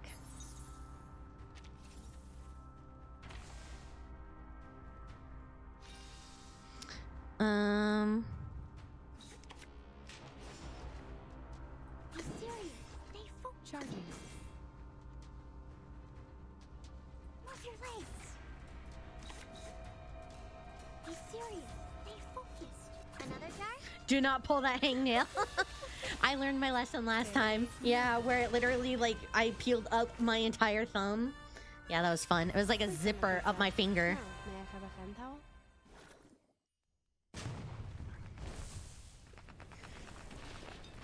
Charred earth splinters in the air, falling like black snow over the battlefield. The soldiers reel from another shockwave. Scattered across the trenches, they grip their weapons tight, certain only of the coming battle. His index finger taps the rifle's receiver with anticipation. He pulls out his communicator again and waits. Finally. The name Irene appears on screen. Chris, are you still in the front? Yes, Mr. Irenai. But I Irenai. don't think we can hold out much longer. Has the committee reached a decision? Not yet. The debate is still ongoing. The Doves find your frontline contingency plan absurd. They disapprove of the political risks involved in taking control of various nations' armies. But I personally find it feasible. Just to be sure. Aw, bye, you have a Livin. clear understanding of your ultimate goal. He takes a deep, silent breath. This war between Manus Vindictae and the Foundation will only end once one of the two parties is completely destroyed. And I refuse to let it be the Foundation. Honestly, Kratos is right. I mean, it's gonna be us or them, basically. I mean, at this point, I don't think peace is an option. If we're to prevail, the Foundation cannot rely on Xeno alone. We need more capable soldiers. Soldiers like these on the front lines. With the proper arrangements, we may be able to recruit them to our cause. We'd have a whole new army to fight Manus Vindictae. But even if you manage to bring them all, say, 100,000 soldiers on board, it still won't be enough to sustain modern warfare. This is about the bigger strategic picture, not just a single recruitment effort. I'm suggesting that the Foundation start canvassing all human armies, especially those under attack by the Manus. Oh, God. That's a lot. Bigger strategic picture. What about the governments behind these armies? Mm-hmm. Have you considered how they might react? It's about time they realize that the Foundation is their only hope. The last bastion for humanity to unite against their shared enemy. The Foundation cannot take responsibility for all the lives in this era or in any other. The storm is a near inevitability, and so too is the loss of many. I mean, you know, at this point, he's right. There's really not many options. You kind of are gonna have to brute force your way through this. I don't know any other option. Once it does come, the Manus won't hesitate to drag war into that new era, into any new era. It's time the Foundation took action and built an army capable of crossing the storm. The politician on the other end falls into a long silence. Enact your plan, Kratos. Oh, okay. As long as you're successful on your end, Uh-oh. I will deal with the political obstacles. That is a lot of pressure. The call is cut. Kratos exhales. What next, sir? The young soldier watches Kratos waiting for orders with a dutiful stare. He casts a look towards Hill 299. The Manus Vindictae stronghold bristles with flashes of gunfire, yet to him it looks as if it were a slumbering beast. We stand our ground for an hour.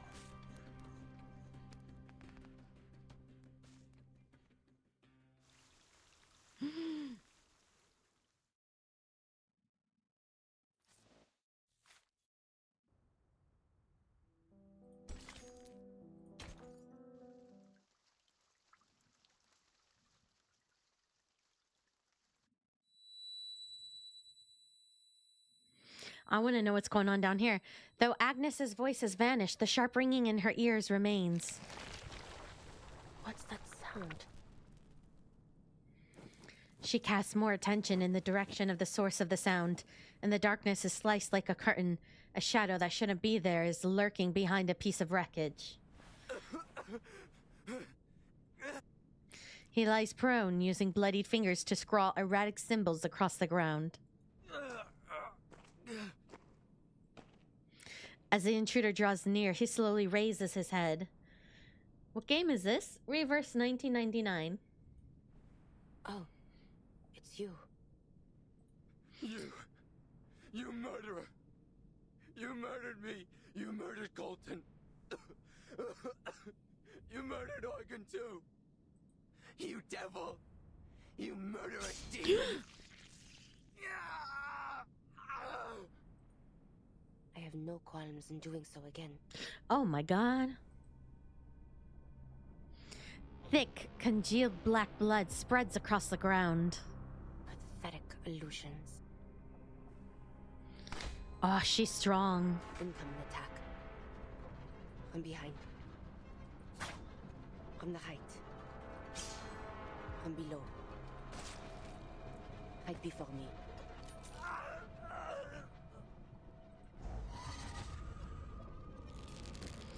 Petrified claws clamp down on his soft neck with precision, pulling him up into mid-air, his hands clawing against the chokehold. Let me go, please. She eases her grip as if only for the length of a breath, yet the soldier seizes the moment for all he's worth, drawing a blade from his belt.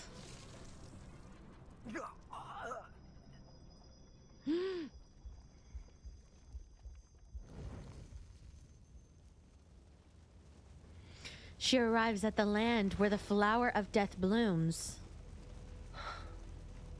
Whoa, what?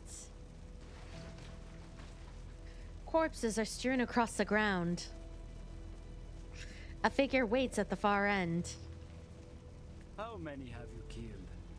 Do you even keep count? Remember, they were all arcanists. What is going on? What the heck? Races of no matter. So the killer does a killing. No And the dead Arcanist have land. No say at all. I like it. Oh my gosh. A bullet rips through the officer's heart, a simple blunt retort. She steps forward only to find the figure standing before her once again. Haven't had enough? They must be like illusions or something, right? Be gone. One day I shall personally deliver you to the fires of hell where you belong. Oh, it sounds like you know who I am. Do not think me deceived by your disguise. I am well aware that your taint has long been tangled in the blood of my family. Demon. Ladislas. Her devout cousin appears in the midst of this strange hell. Dear cousin, I bring thee a final No, no, this has to be an illusion. No, no, no, no, no, no. No, this has to be an illusion. It's messing with her. No, no, no, no, no. This has to be an illusion. No, no, no, no, no. Stop. No, this can't. This is no. This is too obvious. Hast thou not understood the suffering endured by our fallen ancestors? Their conscience crumbled, their faith shattered, leaving naught but an insatiable thirst for blood. Lock in. Lock in. Don't listen to anyone. It paineth me to see thee walk Let it paineth that him. same wretched path. Good. Paineth him. Lock in, girl. Lock in. The demon stands to the side with unhinged politeness. What? Waiting until Ladislas has finished speaking before speaking again. Don't blame me. I did nothing to entice her. Its voice no longer seems to come from the body before her, but from some faraway place in the darkened sky. Maya made this choice herself. Her hands have long been soaked in blood. And yet, she has never been troubled by that so-called guilt of yours. I've come to adore her for that. Perhaps it is true that this path of carnage shall save many lives, but why? I pray must it be thee who walkest it? Our blood beareth an impurity like no other. To kill so many is to will thyself I don't trust to the him. bottom of the abyss, never to return. Ignore him, girl. The 10,000 thou art soon to kill. Consider, I pray, how many among them are innocent victims of deception and coercion. The weight of so many lives shall weigh upon thee in far greater measure than any sin thou hast yet borne. What good shall it profit thee to gain the whole world, yet forfeit thy soul? Did I hear that right? Are you also calculating lives, Ladislas? Man, Ladislas is like very, very, very preachy.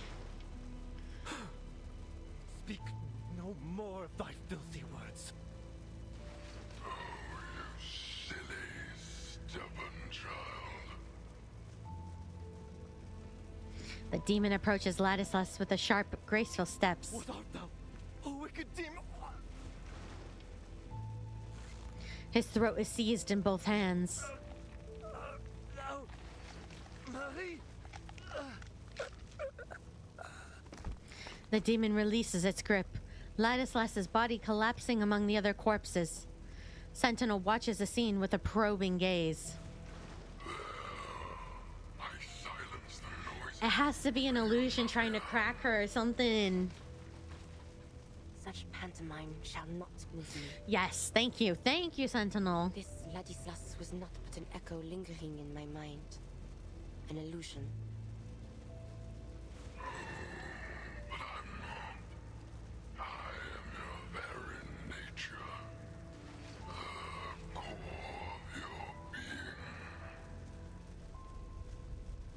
The ground shakes and their bloody silence is shattered. The demon makes way for her, casting a grim smile at the gargoyle before turning its head to look around as an army rumbles into view. The strange sound of engines grows clearer as the armored vanguard grinds over mangled corpses.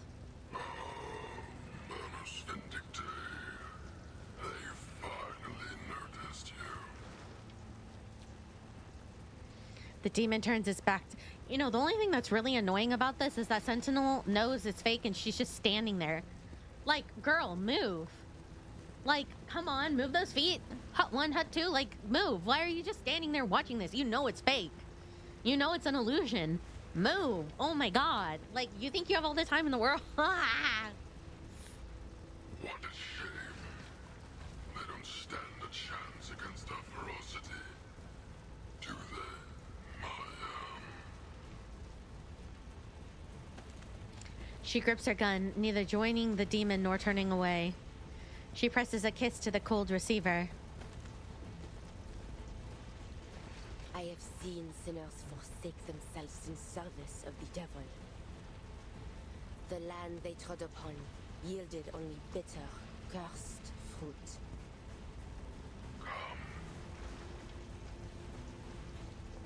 But the hour for repentance has long since passed. Come with me.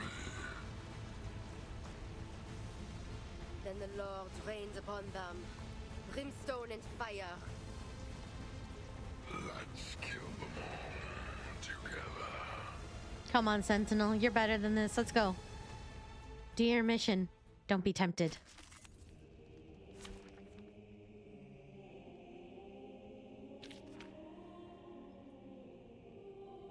Where'd I get my model? I paid for it. I got it from Miwashi. My artists are all credited in my card.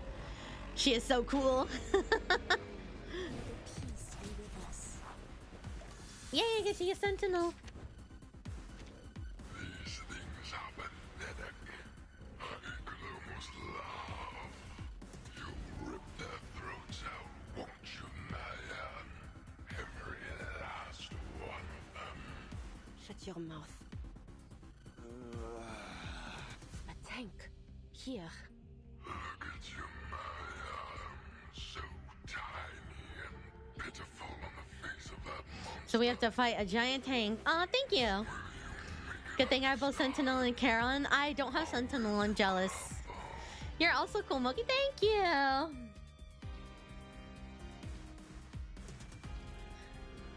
Cease your endless words. Okay, let's see.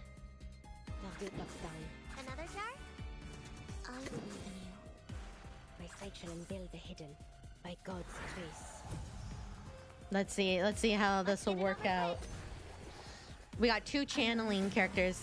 And this is an alien city. A short hit. We're gonna finish this before the time is up. I know, we're probably gonna have like an hour left on the timer for next stream. The enemy is at peace shall be stamped out. Oh, it's... Oh, it's loading. Ah.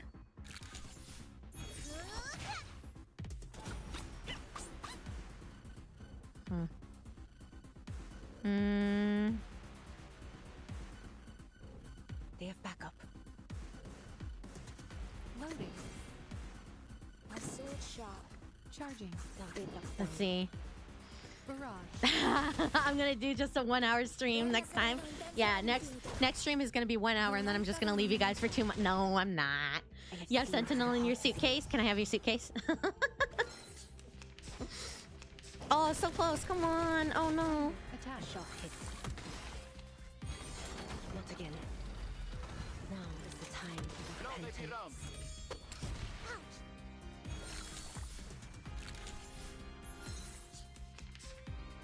Le destin du gargouille. It's newly made this year. Loading. Charging. Le glas funèbre sonne pour toi. Now I get her ult. Now I understand her ult.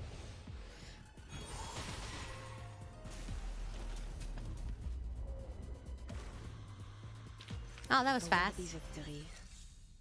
Is anyone gonna try to grab Mommy Barrel? I don't know. I'm debating. I need to see what the lineup's gonna be after, cause I don't know. I don't know if I'm like completely sold, if I should save or not.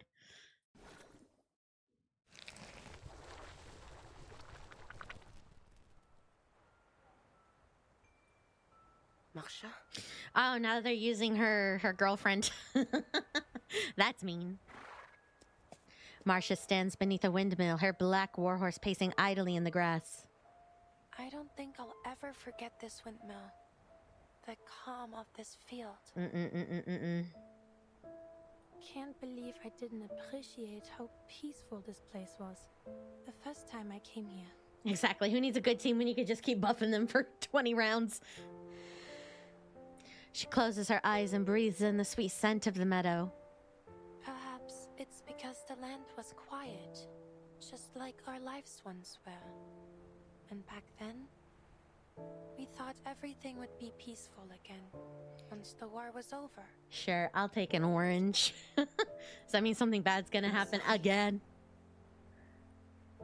Why? There's no need to apologize. I was nigh on killing you. No. In a way, I did kill you. Just as I've killed so many others. It's not our fault. None of this is. You may have granted me your forgiveness, but those who have forever lost their lives due to my actions, I shall never have the chance nor the right to earn theirs. We didn't start this war, yet we have had to bear the brunt of the pain it has caused. If all the sins of war are laid at our feet, where is the fairness in that? No, I refuse to accept it. Marcia seethes at injustice. Marie, perhaps when peace finally comes. A gust carries her voice away. The wind howls, and in it she hears the creaking of the old windmill.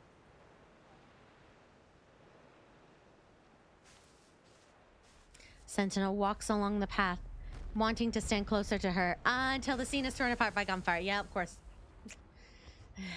Marsha!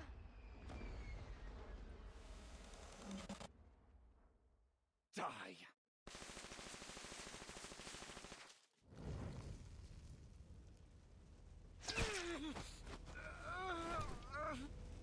Wreckage is strewn over no man's land.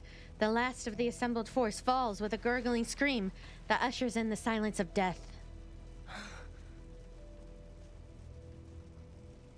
The demon and the gargoyle stand side by side, looking over the destruction.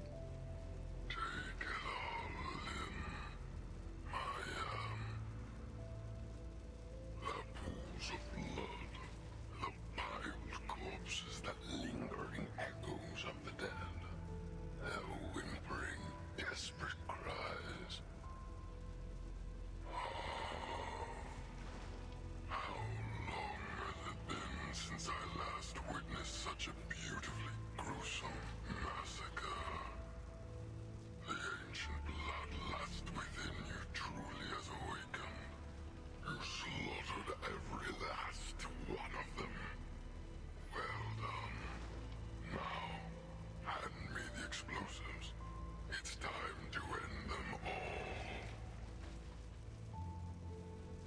The demon holds out his hands, asking for the weapon that will take the lives of 10,000 men. Get thee behind me, demon. His voice just really annoys me. I know that's not really relevant, but... So, which will it be? The weight of 10,000 lives, or one that is 10 times harder to bear? Well, their blood will be on your hands, that's for certain. But the responsibility won't rest on you alone. Your soon-to-be blood-soaked hands have been forced. These are the only choices you have left.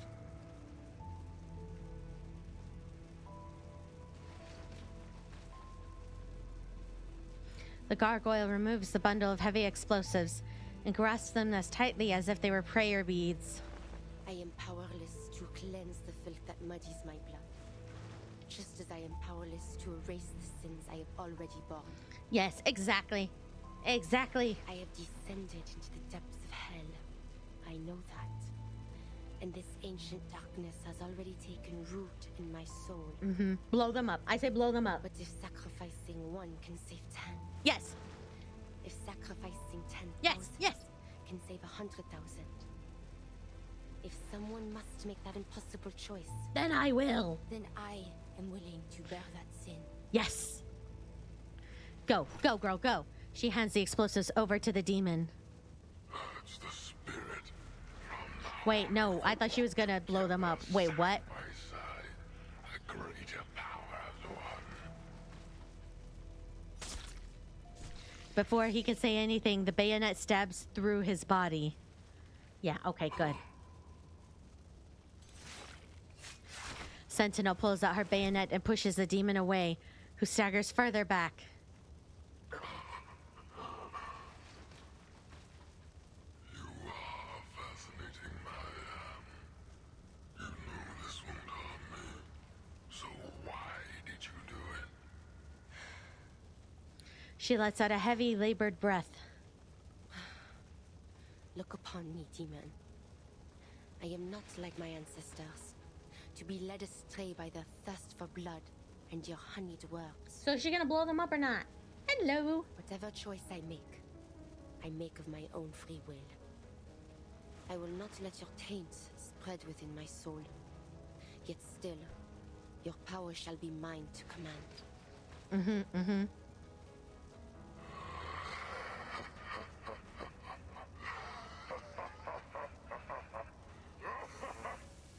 The figure vanishes, yet she can still feel the demon cackle madly from the depths of hell. You truly are a genius, Marianne. A ruthless killer, a greedy devil, and my most worthy child. Join me, let us reign together in hell.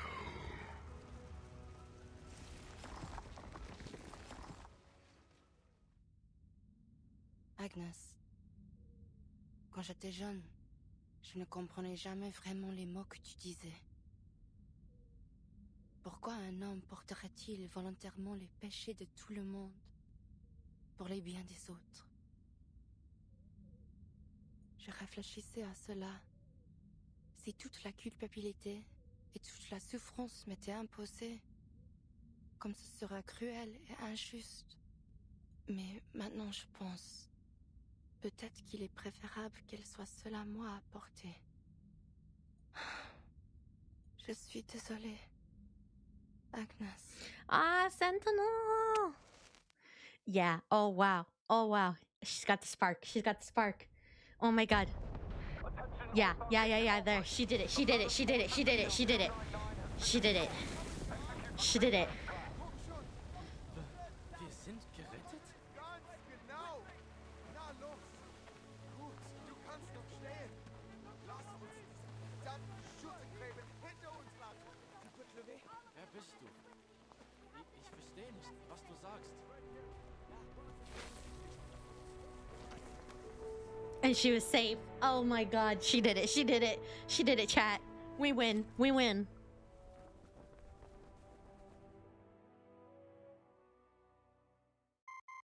The Manus fortress has been destroyed, and the soldiers have been led in retreat to the rear. I understand. Thank you for your support in this critical time, Mr. Irenai.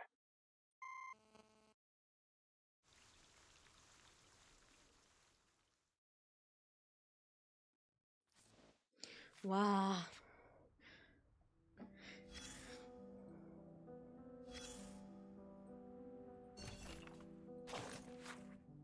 Formula excerpts. Living bone buds, withered mandrake leaves, owl feathers, turpentine, burned in an airtight container. Oily, volatile liquid carrying a moss-like scent, weakly soluble in water, but readily absorbed by animal fat, causes immediate nervous system damage, including tremors, mania, delirium, and muscle... Colorless gas with a faint garlic smell that often gets hidden by other odors. Slightly acidic, easily soluble in water. Could potentially...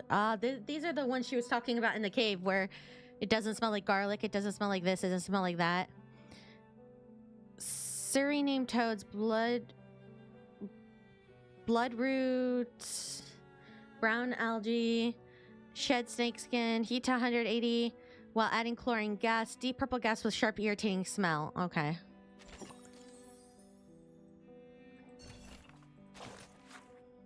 An undelivered letter. It has taken me a long time to write this letter, though my mind has never ceased its vigilance. You know as well as I that I have spent my life mastering the concealment of intent, approaching even the unknown with a scholar's patience. You know, too, why I have worked to prevent conflict, not from idealism, but because I have seen what war truly leaves behind, long before the storm rose. My principles have often led me to aid or forge alliances with adversaries.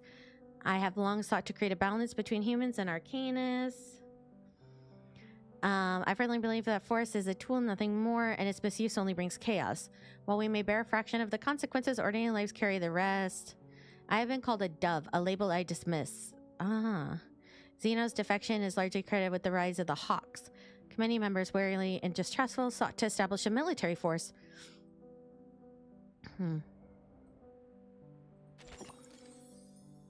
Is this the last one? I'm kind of surprised how long this chapter is. This is a long chapter.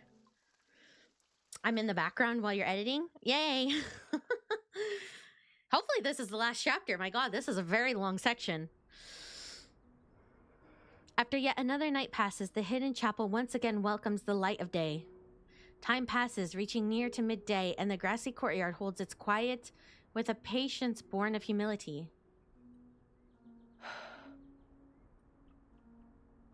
The awaited figure finally appears at the forest's edge.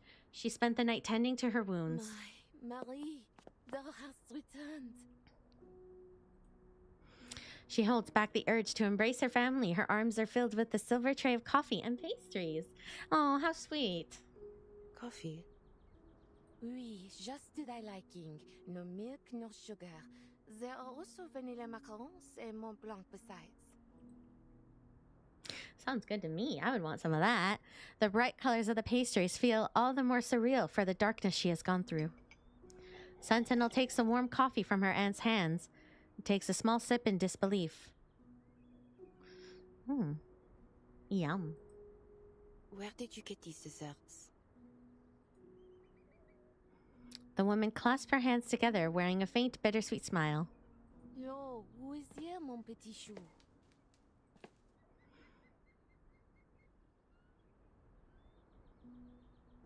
Marianne. Emmanuel.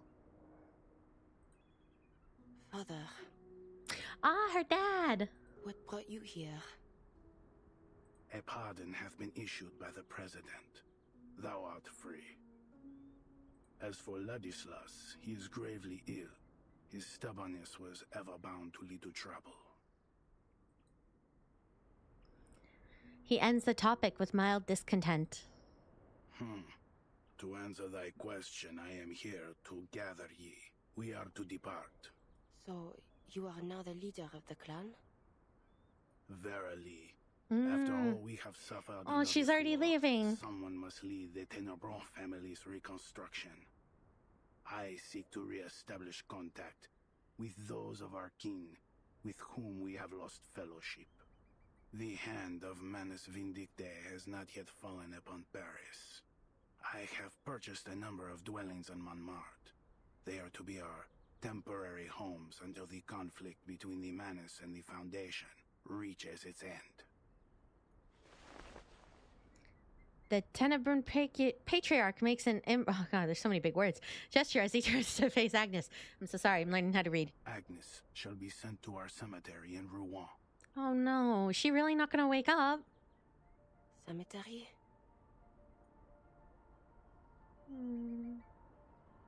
Bye, Chroma.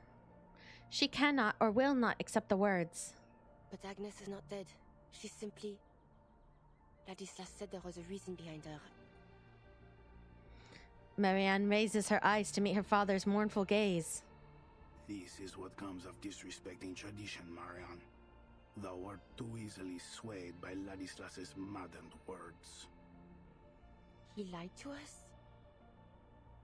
Nay, I believe not that such was his intent. He was simply too fervent in his pursuit of Gnosis. There is no record in the family archives that suggests any sort of prophecy should befall our kin in so strange a form. Agnes's condition is the result of a tragic accident, nothing more. There is no divine meaning behind it whatsoever. Wow, so all that preaching he did was for nothing, essentially. Her fear of the war was too great. She simply faltered in the casting of her arcane skill and petrified her body to the core. That is all. I know well that Agnes meant a great deal to both Ladislas and thee, but she was only an ordinary child. She was not an angel descended from heaven. Though it doth bring sorrow for me to say, we must all come to accept that no miracle shall ever come to Agnes. She will forever remain a statue. Oh my gosh.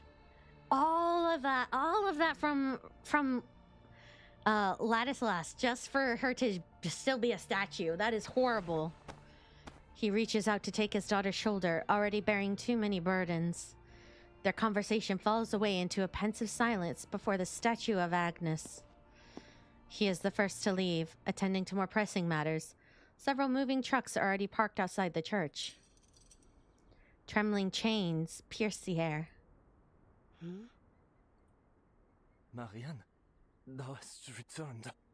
How? He staggers forward as if pushed by some invisible force, drawing closer to Sentinel. In his palm lies a chain that glints coldly in the sunlight. Merde.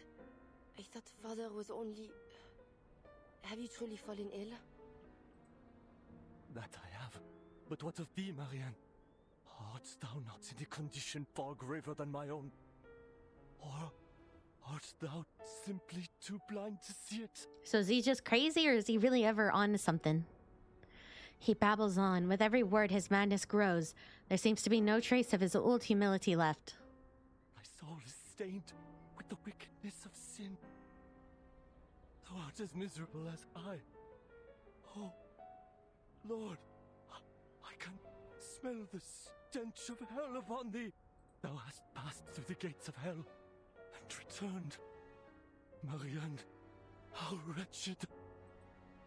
You are ill, Ladislas. Gravely so. Take a moment's rest in the quiet of a sanatorium upon reaching Paris, won't you? It ought to do you good. Ladislas squints like a child sharing a secret. Perhaps I shall. But thou wilt not return with us, wilt thou? I am yet undecided. Perhaps I will. Nay. Nay. Thou must not. Thou must never return. Why? I see that which others cannot, and I see it in thee. Thou art not who thou once I mean, was. maybe he's not completely crazy. Maybe he does see something inside her that... A demon. The demon. which doth linger in our I don't know. Maybe he is onto something. Maybe she does have something inside her that no one else knows. Eyes.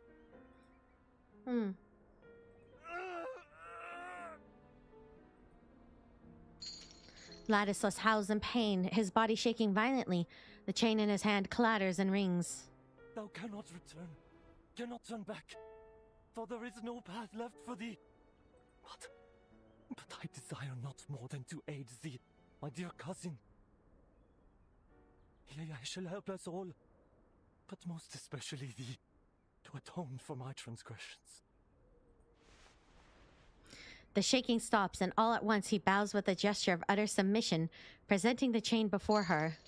Ladislas. These shackles are a soul-binding chain, a cage, yea. But I beg thee accept them, and I shall devote my life to prayer over thee, both night and day, that thy soul shall not be shaded in eternal darkness. May thy blood be washed clean one day. May it nourish the soil when thou art laid to rest. May thy journey to hell yet be graced by God's mercy. Another not-so-light burden to serve as a constant reminder of the limits of evil. And if I refuse these shackles? It mattereth not.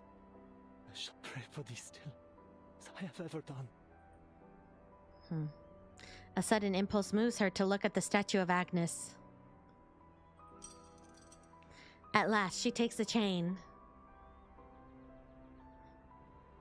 Who did I get as my... You can see the chain in Sentinels Ascended. Really? I got Lilia. The metal hangs in her hand. Its weight feels far greater than its size would merit.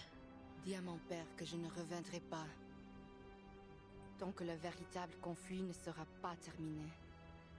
Oh. She's leaving. She's leaving. She's leaving. Okay. Chat, I got a BRB. If this is not gonna end, I got a BRB and go to the bathroom really quick. I've been drinking coffee and water. I'm gonna be right back.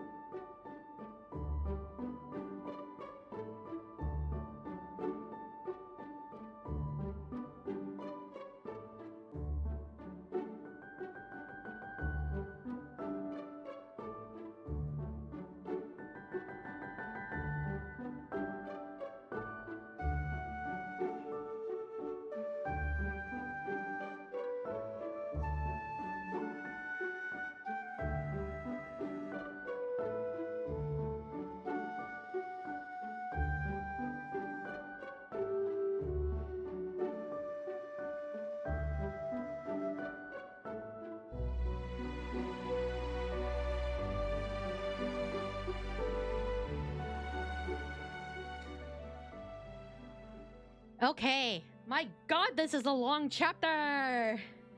And yeah, we do have submissions for the BRB screens, but nobody likes submitting any. We don't get really any submissions anymore, so I'm thinking of just getting a generic BRB screen. Welcome back. Thank you. To Marianne. I hope you understand why I couldn't say this should be the last one, I hope. This should be the last note. My god, nobody warned me this chapter was so long. I hope you understand why I couldn't say goodbye properly, as I understood when you did the same. By the time I finally learned where you had gone, you were already deep underground facing poisonous gases. Anyway, I just want the letter to reach you safely. Sorry, I had to burp. The squad required a medic, and although I sensed there was something distinct about the squad, I accepted. It would keep me on the front lines longer, and Mr. Kreis's invitation could not have been more timely. Of course, this means I had to leave immediately with the squad. We're moving to the Eastern Front soon, where some of my comrades are reportedly stationed. While I'm now part of the squad, I've been granted permission to operate independently in the Eastern region for a while. I'm hoping to locate some of my former comrades from my order to see if they might be interested in joining the Foundation. Marianne, I know your family has an unusual constitution and you might think overly cautious, but I have to say this. After prolonged combat and poisonous gas conditions, you should really get a full medical examination. Aww. Very doctor-esque.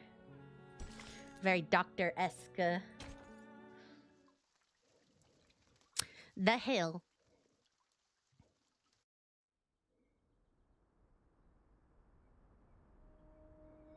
A completed mountain, though only a mere fraction of what death truly claims. Oh my god. Oh, he's bloomed. Wow, he's completely bloomed. It left everything behind. A coat, a helmet, a pair of boots, a butterfly-covered notebook. Everything that had once belonged to a young man named Paul. Your war is over, Paul.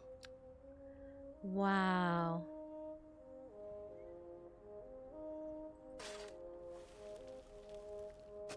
His belongings are fittingly buried at the last grave, beside the major who died atop the hill.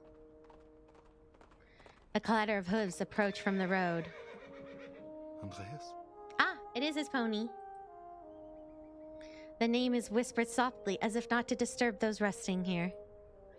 The sound stops where gravel meets the mush of mud and snow melt. A black horse breaks the veil of mist and approaches. The horse exhales a comforting snort, leaning in, yearning for his hand. Good boy. Aww, Karen got his pony back. You have been gone for a long time. Off to dangerous places again to search for your lost friends? It seems luck has been on your side.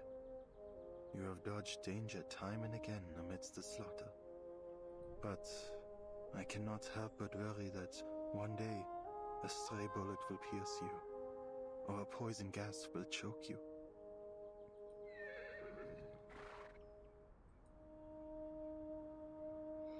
The horse lowers its head.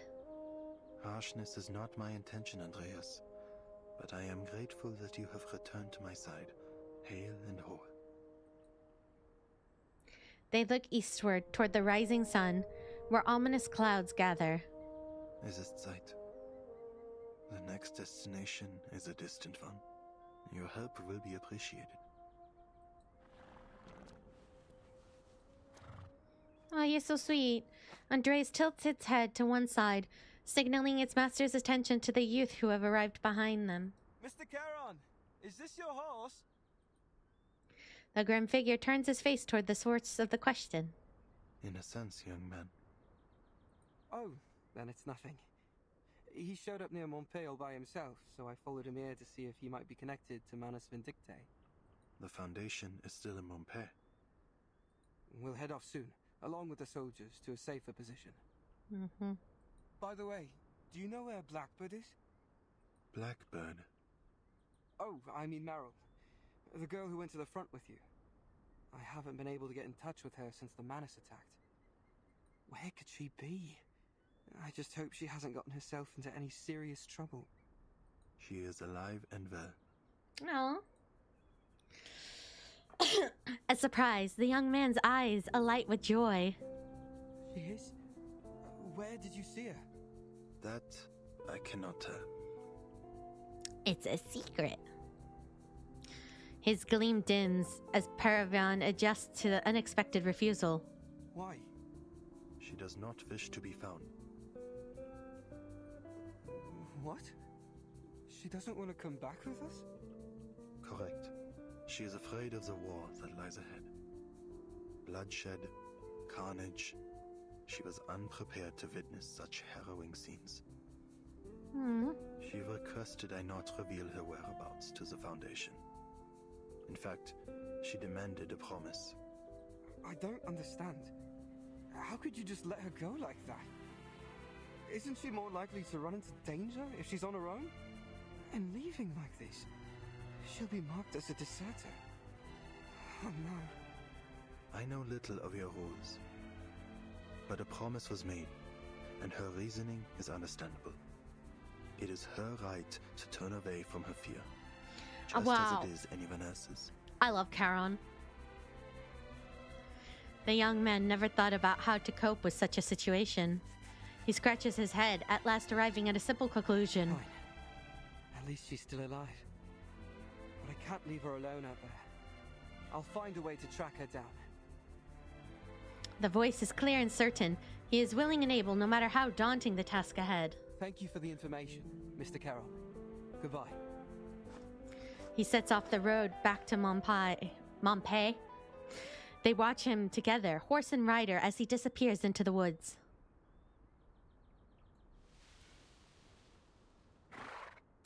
Has he gone? Oh, looky, looky, looky who. Yes.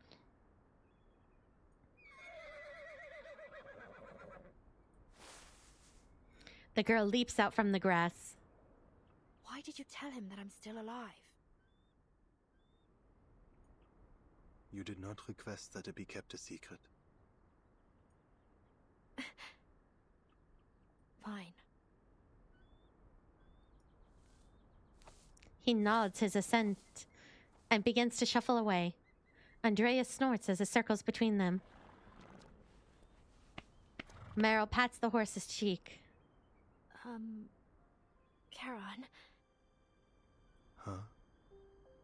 Actually, I wasn't serious, you know, when I said I wanted to become a gravekeeper here.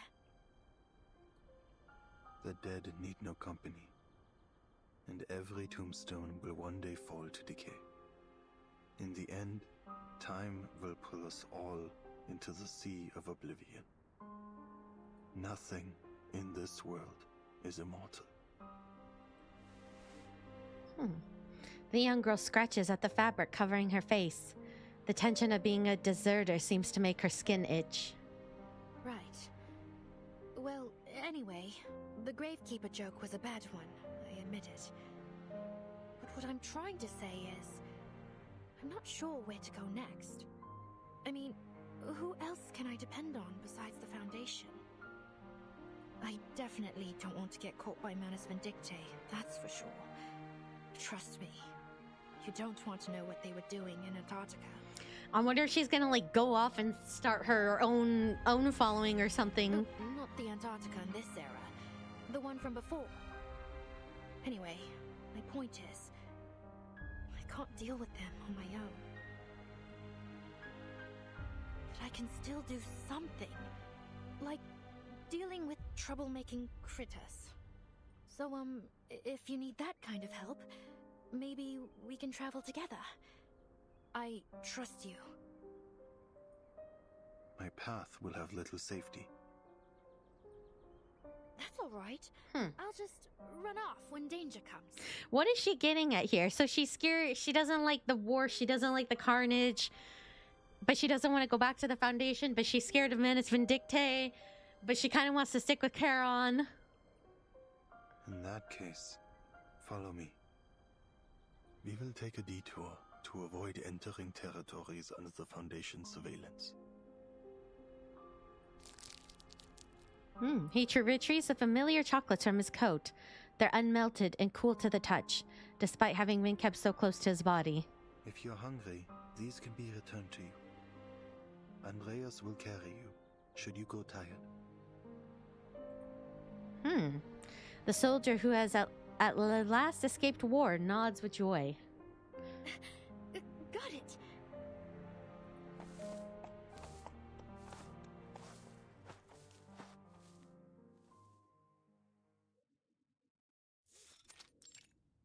Interesting.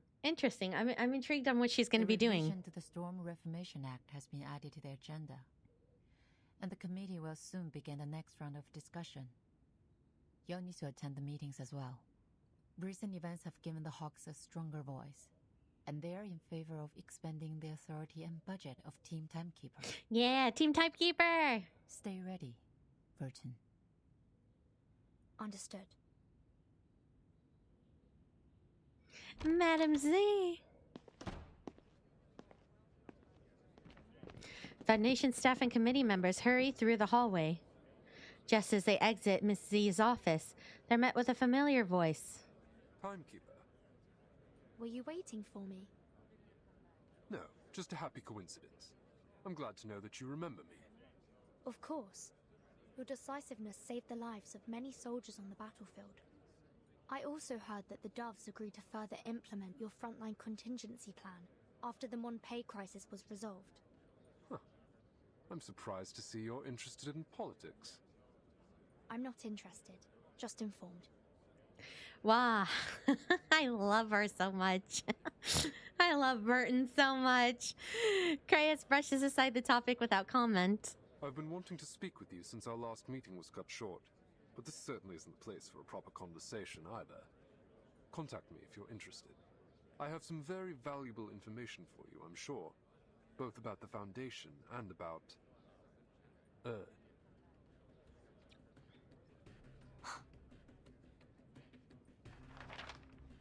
Seeing the expected reaction, he smiles and hands over an envelope. I look forward to hearing from you. I'm sure we will make excellent collaborators. Oh! Excuse me, Mother? Sonetto rushes over, looking at the red-haired man with a mix of suspicion and confusion. Oh, Mr. Creyas, do you have an urgent matter you'd like to discuss with the Timekeeper? Ah, Sonetto, please. Sonetto, no. Sonetto, go away. Sonetto, stop blocking us. No need for that. I was just saying hello. Oh my god. Sonetto, please. Please go away. Until next time. Timekeeper. Miss Sonetto.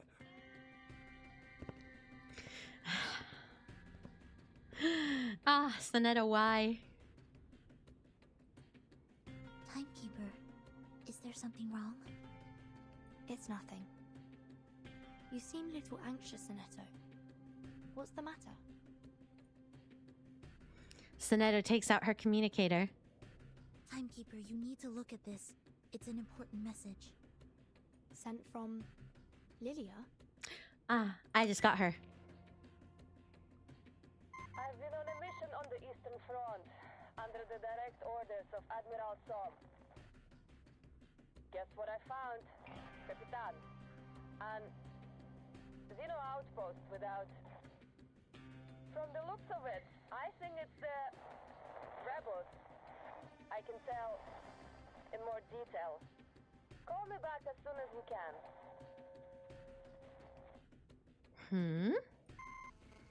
The message ends in a burst of static. I tried to contact Miss Lilia after receiving the message, but I couldn't get through. She mentioned Xeno rebels. This is worrying. Could it be Eagle? Lilia might be in trouble. Sonetto, I think we'd better pay another visit to Madame Z.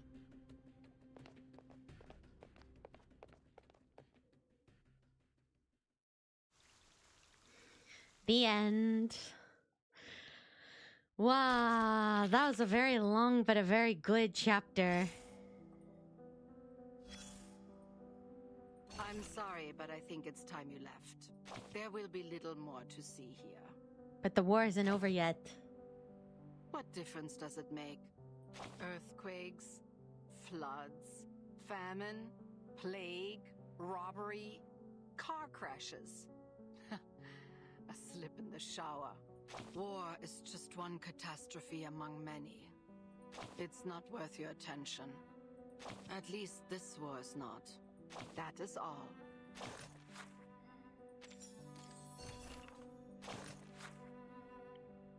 Burn after reading. Due to unexpected circumstances, I had a temporary access to an incomplete report.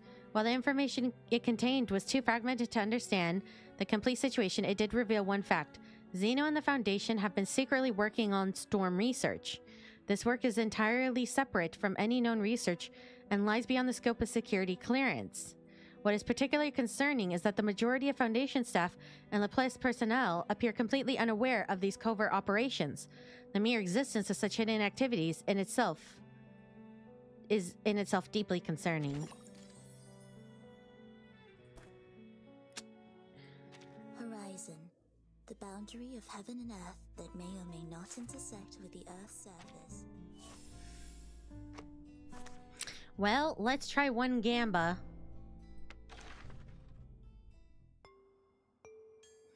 Do I have enough for a 10? Oh, I guess I did. Nah, I don't think no, that wasn't it.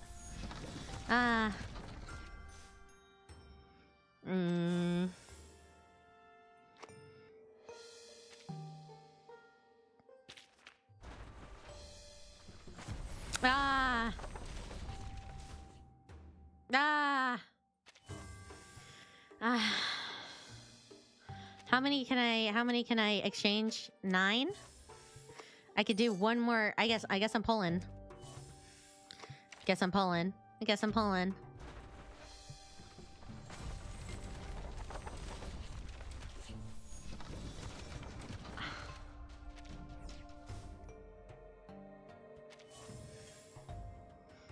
What was my rate for this chapter? Not my favorite chapter, but still really good.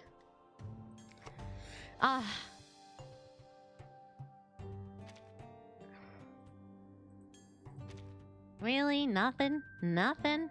Nothing? Nothing? Nothing? Nothing?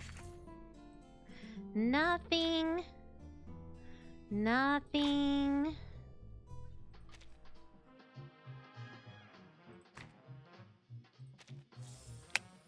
Oh well. Oh well. Oh well, oh well, oh well. Oh well.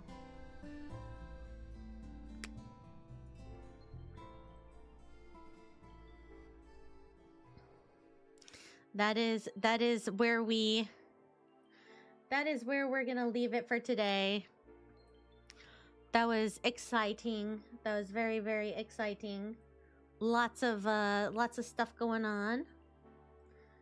1 hour left on the timer. Less than an hour. Thank you for pausing it. Well, that was a very long chapter. I'll give them that. That was a very, very long chapter. I didn't think that was going to be such a long chapter, but it just kept going, and I was like, oh my god, this is... It was a good chapter, though. I definitely think it sets up... You know, they always kind of have, like, a setup chapter and then the main chapter. I've noticed more and more that's kind of how it's been, is that there's, like, you know, a chapter that kind of builds it up, and then, you know, the big chapter. I feel like the next chapter is going to be, like, even more explosive than this one. So, that's all we got for today. I definitely gotta go rest my body because I was building furniture last night and I was in pain. Maybe I'll take a nap and maybe I'll go finish building some furniture. Actually, no more furniture, just rest. But our subathon is almost done. We only have 59 minutes left on the timer. And next week, we're gonna have a pretty stacked week of streams coming up. A lot of things that I was supposed to get doing. Oh, thank you, Kenzo. A lot of things that a lot of streams we were supposed to do. I think we'll finally do the Red Dead crowd control next week. Probably Soulframe, and try to get the codes together to give away the codes for Soulframe. Assuming they still work. I hope they still work. Let's see. It was Soulframe. Oh, and then of course our Minecraft. I really want to get back into the SMP and do more work on my house. I might work on it by myself tomorrow a little bit. And then we have the SMP. And then I might either try a new game or I might do the SMP twice because I'm having a lot of fun in there and I want to enjoy it because, you know, it won't be forever. So I want to make sure I enjoy it while we have it. Thank you for the stream. Thank you. Thank you for coming out, everybody. Thank you guys so much for coming out. I appreciate you guys so much. And yeah, that's about it for today. I hope you guys all have a wonderful day or night wherever you are. And as always, I will see you guys next time. Bye-bye!